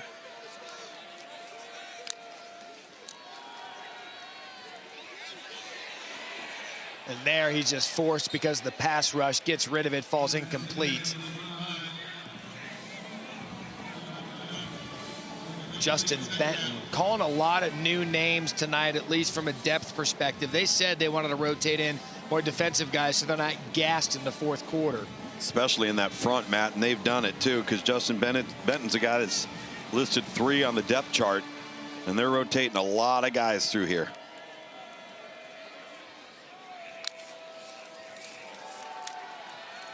Hayes has one-on-one coverage up top. Flag's going to be thrown. That was intended for step toe. Jordy Lowry is going to be the guilty party.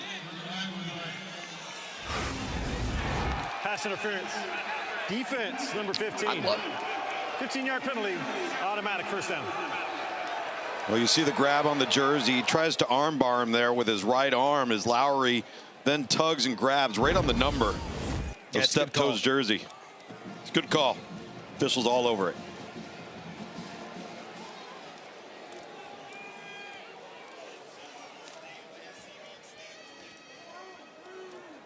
So the penalty moves the chains for Tulsa. Drive continues. And a nice gain there for Richardson on first down. Haven't really got him going tonight. Wilk brings him down. There's a gain of 6. 3 more defensive linemen, to your point earlier, Matt, coming on the field right now for East Carolina. Just rotating that front through, trying to stay as fresh as they can.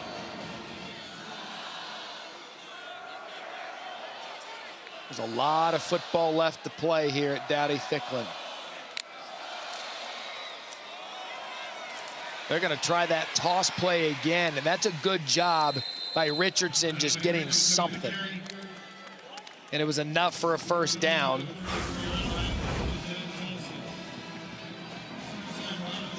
You see here Damian Wilson in the backfield. Had him for a TFL. Was able to get away from it. And got tackled forward for the first down. Yeah, that's a really nice job, just getting some positive yardage out of what looked like was going to be a negative.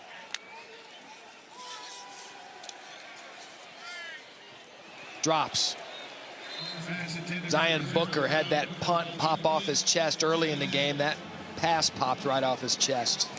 That's 6 drops tonight. What seems to be contagious.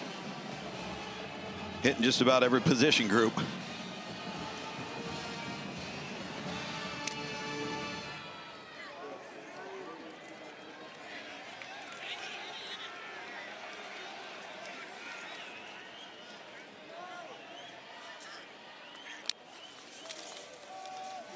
Play fake. Pressure down. Danka Wilson combo. That's the 4th sack of the night for the Pirates. And that forces them into a 3rd and 15. This is what you're going to see right there. They set this up with the defensive front coming to the inside. And 7, Samuel Danka loops around. They create an open gap. Nice design up front. What can they get back on the 15? Flag down. That was Booker, and that was Riddle and Danka again. It's going to be a penalty on Tulsa, backing them up even further.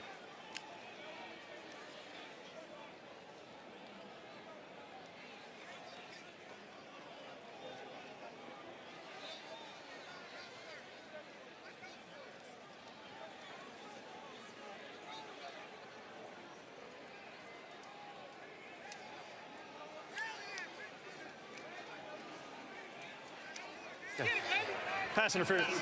Offense, number 80. That penalties decline. It's 4th down. All right, so Foley, who's had a big night receiving it, got there for offensive pass interference. Blake Carroll declines it, and the offense is staying out there. 4th and 15.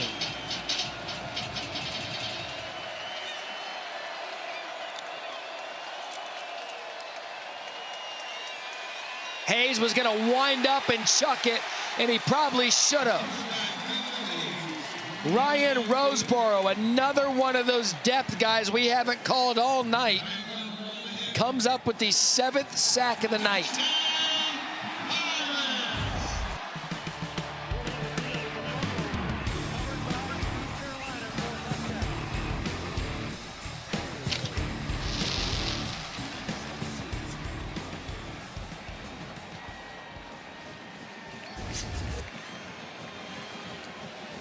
All right, so let's regroup here. You see ECU celebrating on that sack, which would have been the 5th one of the night. On the field of a fumble recovered for a touchdown is under further review. Let's take a look at this play. I'm going to say there's a forced fumble on the sack on 4th down, saying it was picked up and returned for a touchdown by J.D. Lampley. I mean, we've reached peak Thursday status. Yeah. So we're trying to find a view of it.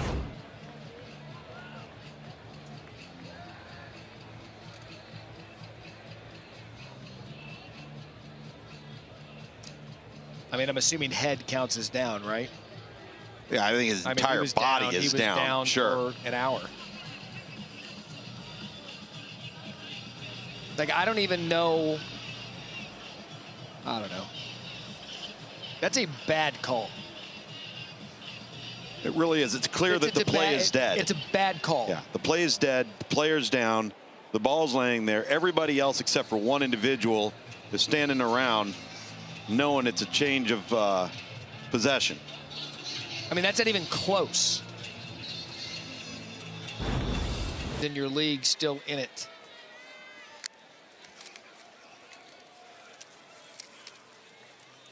There's Marlon Gunn.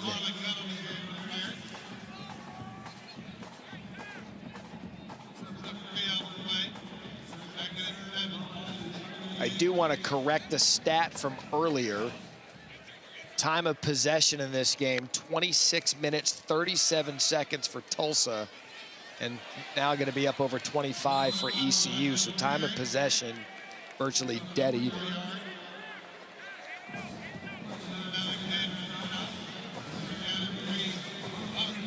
My guess, you're going to see a steady diet of that ground game. Well, you want to see a steady diet of the ground game and then couple it with just a little bit of the foot off the pedal. There he goes. Gain of 13 for Gunn. Williams and Green on the tackle.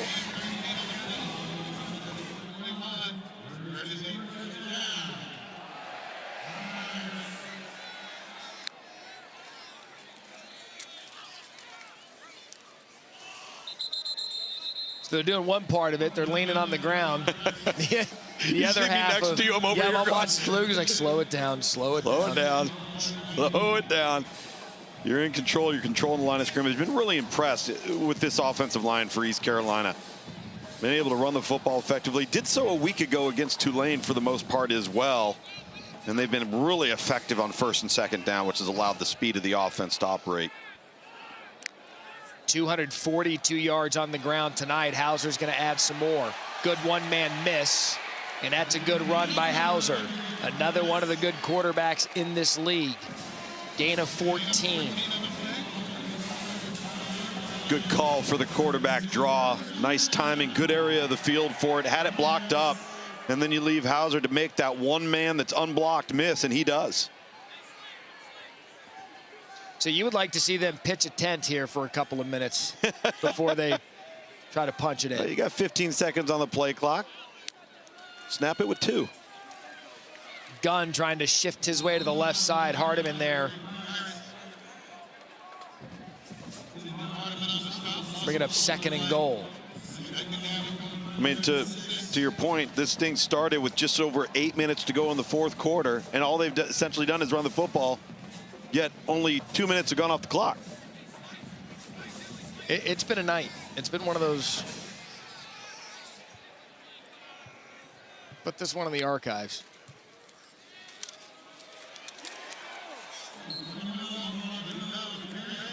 That's Gunn, man. He is a bruiser brought down by Alexander. Gain here.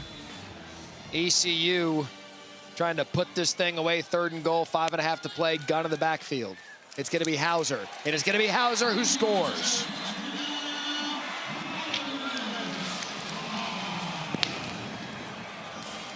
So back to 17, which is where they had this thing in the 3rd quarter. Staved off a comeback from Tulsa. And barring any real Thursday night weirdness happening, ECU is in a good spot to pick up their 2nd conference win of the season. And I like how East Carolina picked their spots to use Caden Hauser as the runner right there. They double team the defensive tackle, lead with the back. You've got quarterback lead for a touchdown. And you're right, Matt. Kick this thing through. Just play defense.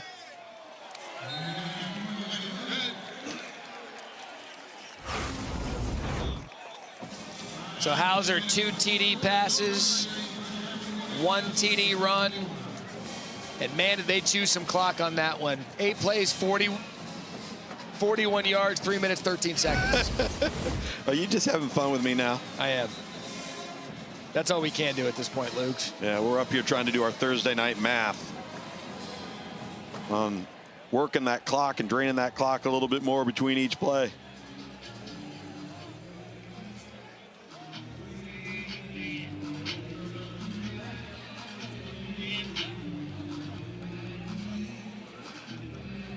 And again, the schedule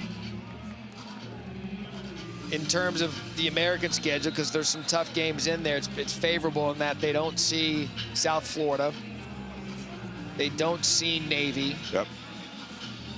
They have,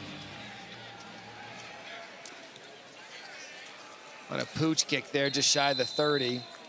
They've got Temple up next. They get 16 days off to rest and recuperate. And when they come back, they're going to have this rushing attack again that they'll take to Philly and Temple to see if they can keep this thing going, Luke. Well, and this rushing attack is 4 strong, and you've got to have that depth down the stretch. As you get worn down, you get banged up a little bit. The thing about East Carolina on offense is these 4 running backs, whoever's in the game, there's no drop-off in production. Very rare. 261 yards rushing for them tonight. And we talked about that in the open and really throughout the game, that when you see an offense that runs 86 plays and has 561 yards of total offense, sure, the bulk of it really is, I mean, you're gonna get a lot through the air, but the fact that they've got 300 yards passing and 261 yards rushing, this is a balanced attack when in its flow. Well, and the flow is dictated on the early down success. We've talked about that through the entire night.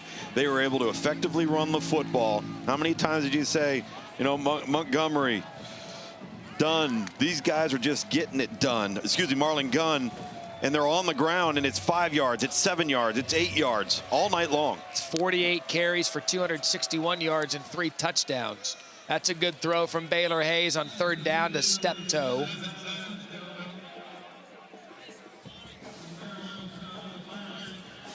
So 1st down, Golden Hurricane.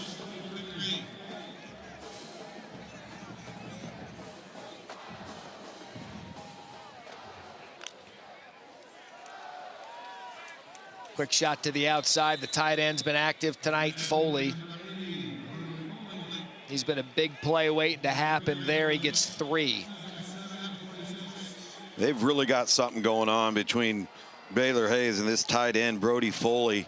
Something they can build on, and he's a real mismatch problem. If they can get the other targets to start consistently catching the football and helping out their young quarterback, there's some makings here to a dangerous offense.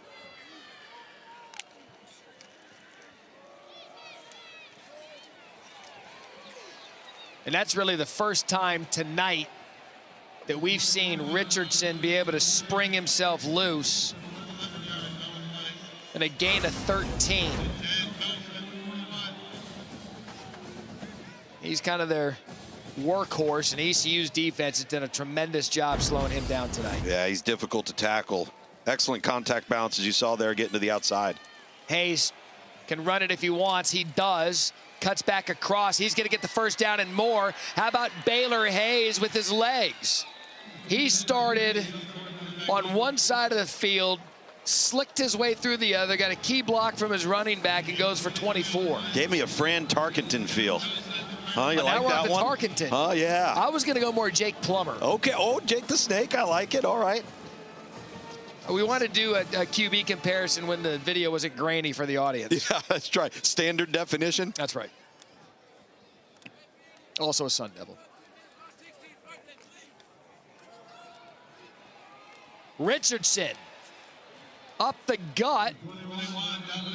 Don't blink. Tulsa threatening to score after a gain of 13.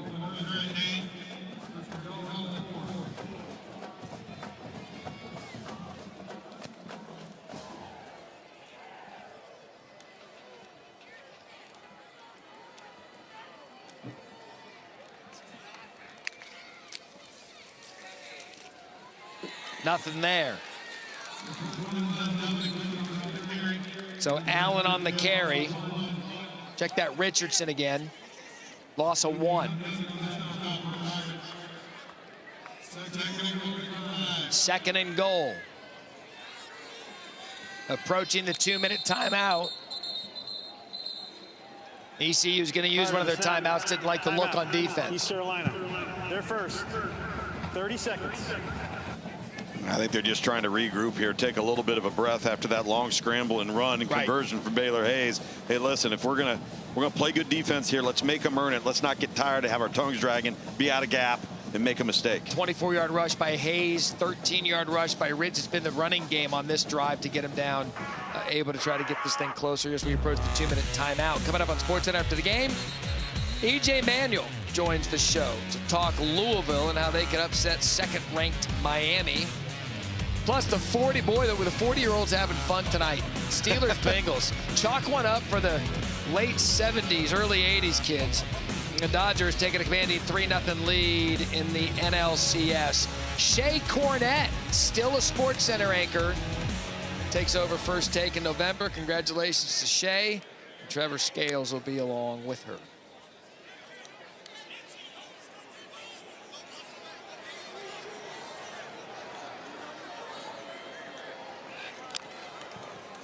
Option look, pitch out, Pirates there. How about that for defensive recognition by Craig and Wilk? Well, two of the best players on that defense, and Raheem Craig's been outstanding tonight. We said his name multiple times. Tonight, it'll be a 3rd down and goal for Tulsa.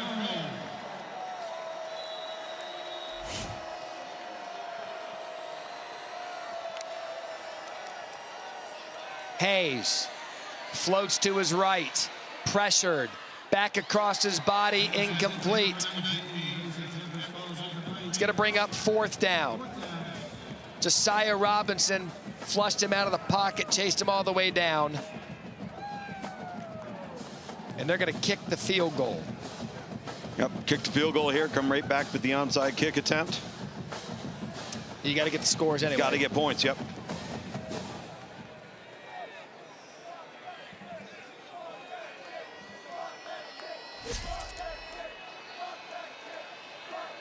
So 26-yard attempt.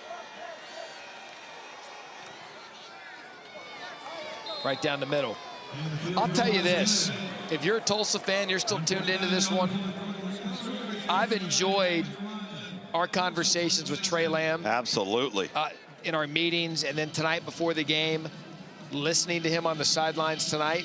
This is a good young head football coach that's going to get this thing going in the right direction.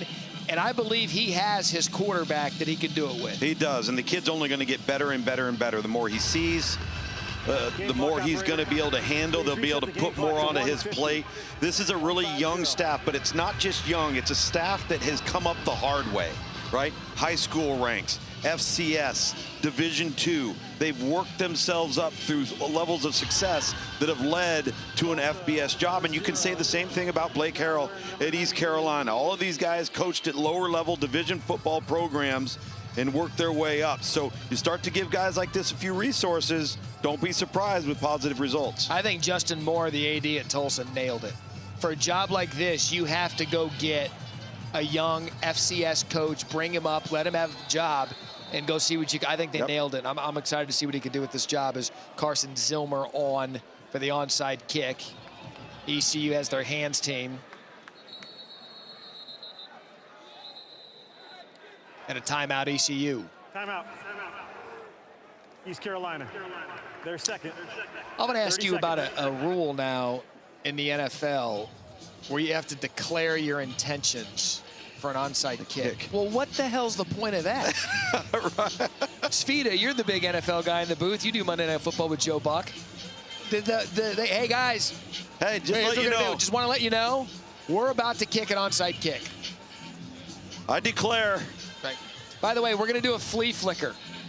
By the way, yeah, the timing of that timeout right there just put Tulsa in a position where they can no longer kick it over the middle of the field. Now, that ball's either going right or left. It's a great use of timeout. It was a great use, and at the timing of it, because the kid ended up continuing the action of the kick. And Seth Morgan. Maybe, well, they declared it like in the NFL. We know what they're doing. All right, so we'll see what they decide to do after the timeout. Carson Zilmer, another kicker on the field, 2 kickers on the field. How many onside kicks do they have? Well, went up the middle, and we have flags. One up the middle, and East Carolina had 2 more defenders in the middle of the field. And we've got starting to get chippy now down there. I don't blame them. 3 hours plus. 3 hours, 45 minutes.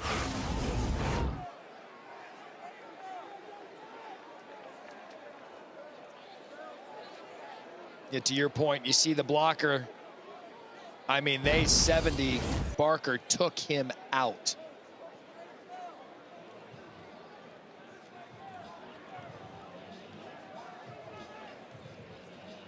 Zilmer was on the business end of that one.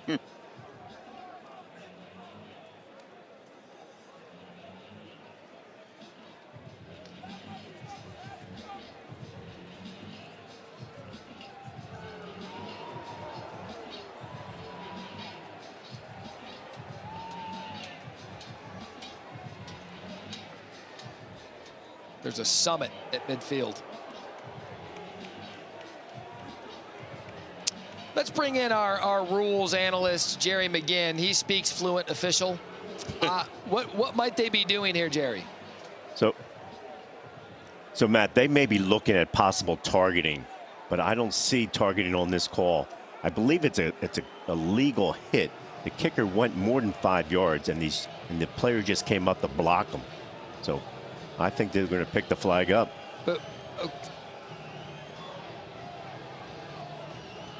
But what, I mean, okay, I'll just be blunt. Why is it taking so long?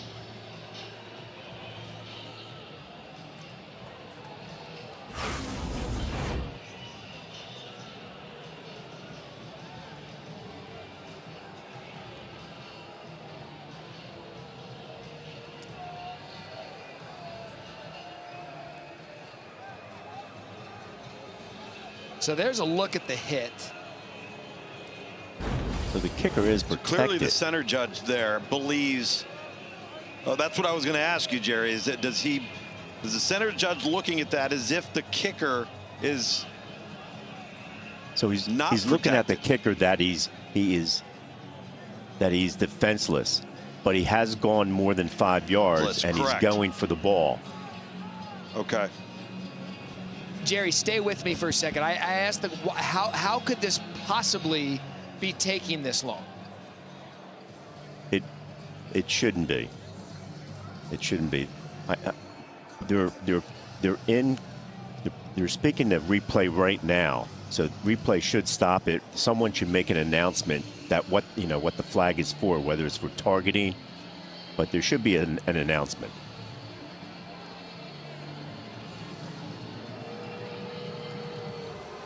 I've really never seen anything like this, ever.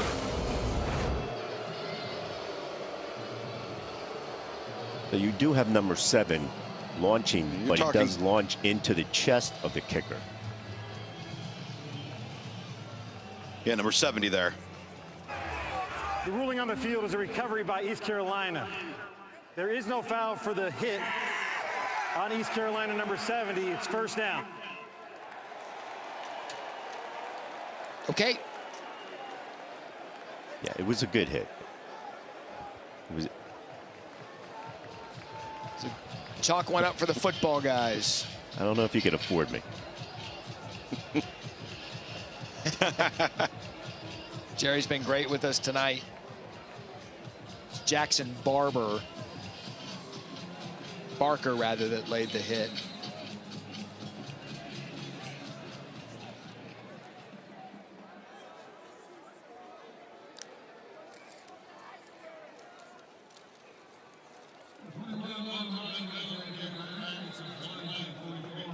I mean, officials have a tough job, but there's times where... Well, that was close to 5, if not over 5 minutes of real time. For a call, as Jerry looked at it, he said, well, the kicker's beyond 5 yards, so he's not defenseless. He can take the hit. It's not targeting. Boom, let's go.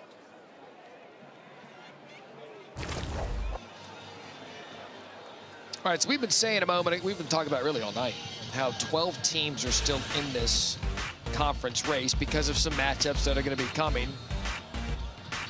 We know East Carolina still has Memphis. They'll move up to 2-1 tonight in league. Army outside looking in. They're 2-2 in league with already 2 losses. And one of the losses to East Carolina. But FAU 2-1. You see the undefeated pack there. Navy, Memphis, South Florida, Tulane. We have Memphis, Navy on Thanksgiving night. And Tulsa will use all of their timeouts on this drive. They just used 1. They have 2 left. So the best chance to win the league, I think it's going to come down right to the end. They've got Memphis right now. Now, we haven't put our eyes on Memphis yet. Again, we call them last game of the season, Thanksgiving night. We have seen South Florida. We called the opener against Boise State. Yep. And that is a good-looking team. Well, that's what I was going to say. South Florida and Memphis, and you talk to coaches across this league, they'll tell you when you look at South Florida and Memphis in person, they look different than everybody else. Body types, length, depth, it's a different look. One of the coaches said he was going to stop coming down and watching the Memphis and South Florida pregame because they walk by and they're like, oh, God, that doesn't look like us. Ryan Silverfield doing a remarkable job there at Memphis again. You know, they had Seth Hennigan at quarterback last year, Rock Taylor, a lot of talent. Mario Anderson, the running back. And you're thinking Seth Hennigan now. He was just a 4-year starter. Yeah. You're like, what are you going to do to replace that? And they got Lewis now. He's doing just as much. Started at Colorado, moved on to Nevada, right? Now he's there at Memphis, and he's playing his best football of his career. Memphis got the win against Arkansas.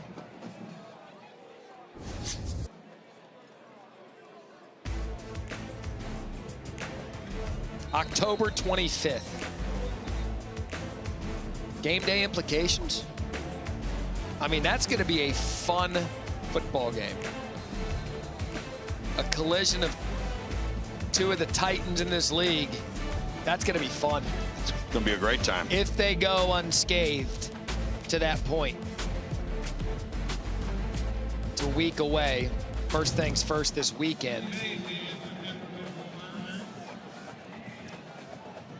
Mays is going to attempt a 56-yard field goal. Career high 52. And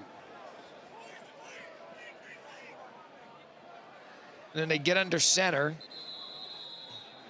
That's Jeter. East Carolina. They're second. 30 seconds. I like that call by Blake Harrell, just trying to see if he could get a freebie. Yeah, game's over if they do. Absolutely. So what's he do now? Not much. 4th and 3? You pin him? Or you just run Marlon Gunn up the middle? Could run Marlon Gunn, but if you don't give it, obviously you're giving up field position. If you could pin him and put him inside the 10 or 15, it's a long way to go, and you've really put the pressure on him for 2 scores.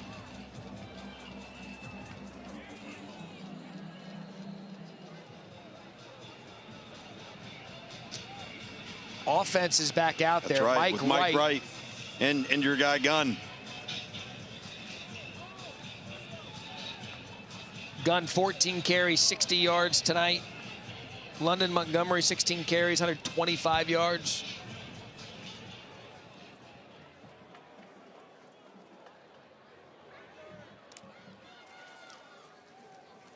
It's going to be Mike Wright, and he's going to be held short.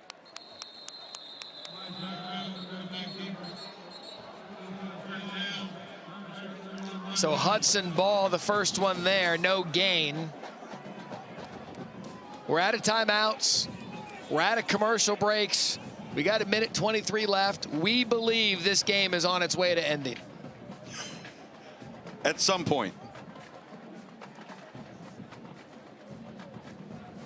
East Carolina, just keep them in bounds, keep the ball in front of you, and tackle. That's your 3 mandates.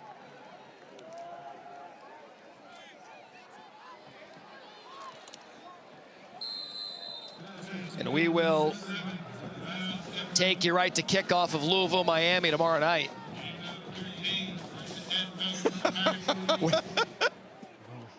We won't. There's a lot of programming before that.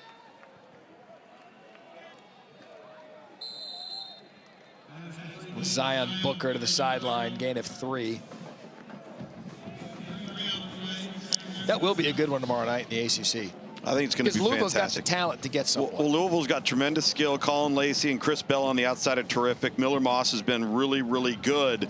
What they've got to do is come up with a way of getting the run game going. Duke Watts and Isaac Brown been injured for Louisville on offense. They get the run game going, get some balance. That's going to help them versus Miami. 2nd and 8. Tulsa trying to kind of dink and dunk their way down there. That was Presley.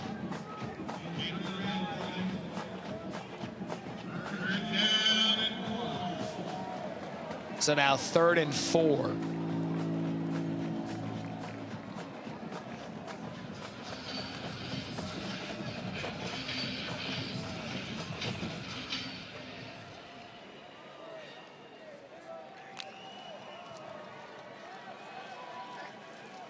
Stop short, gonna be 4th down. Dank on the tackle.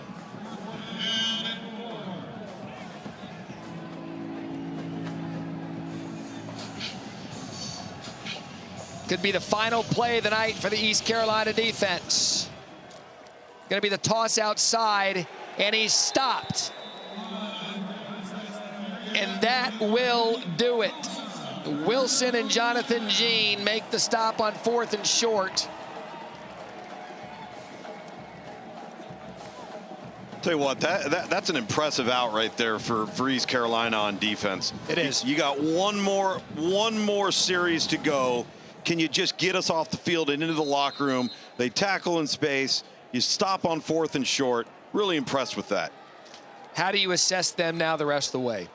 Listen, they got better getting closer to putting together a 4-quarter game. I think that's the thing. They've got talent. They've got explosiveness. Clearly, they can score. The run game starting to hit its stride. They've got to continue to execute more consistently over the course of a game.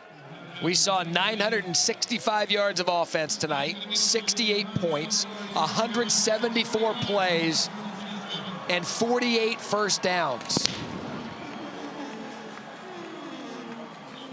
If you want to know what Thursday night's all about, industry night, this was a good clip. Yeah, absolutely it was. We put this one on tape. And it was the extended version. So Blake Harrell and ECU get the win. They will go on a 16-day break into the bye week as Tulsa and their young team continues to march on.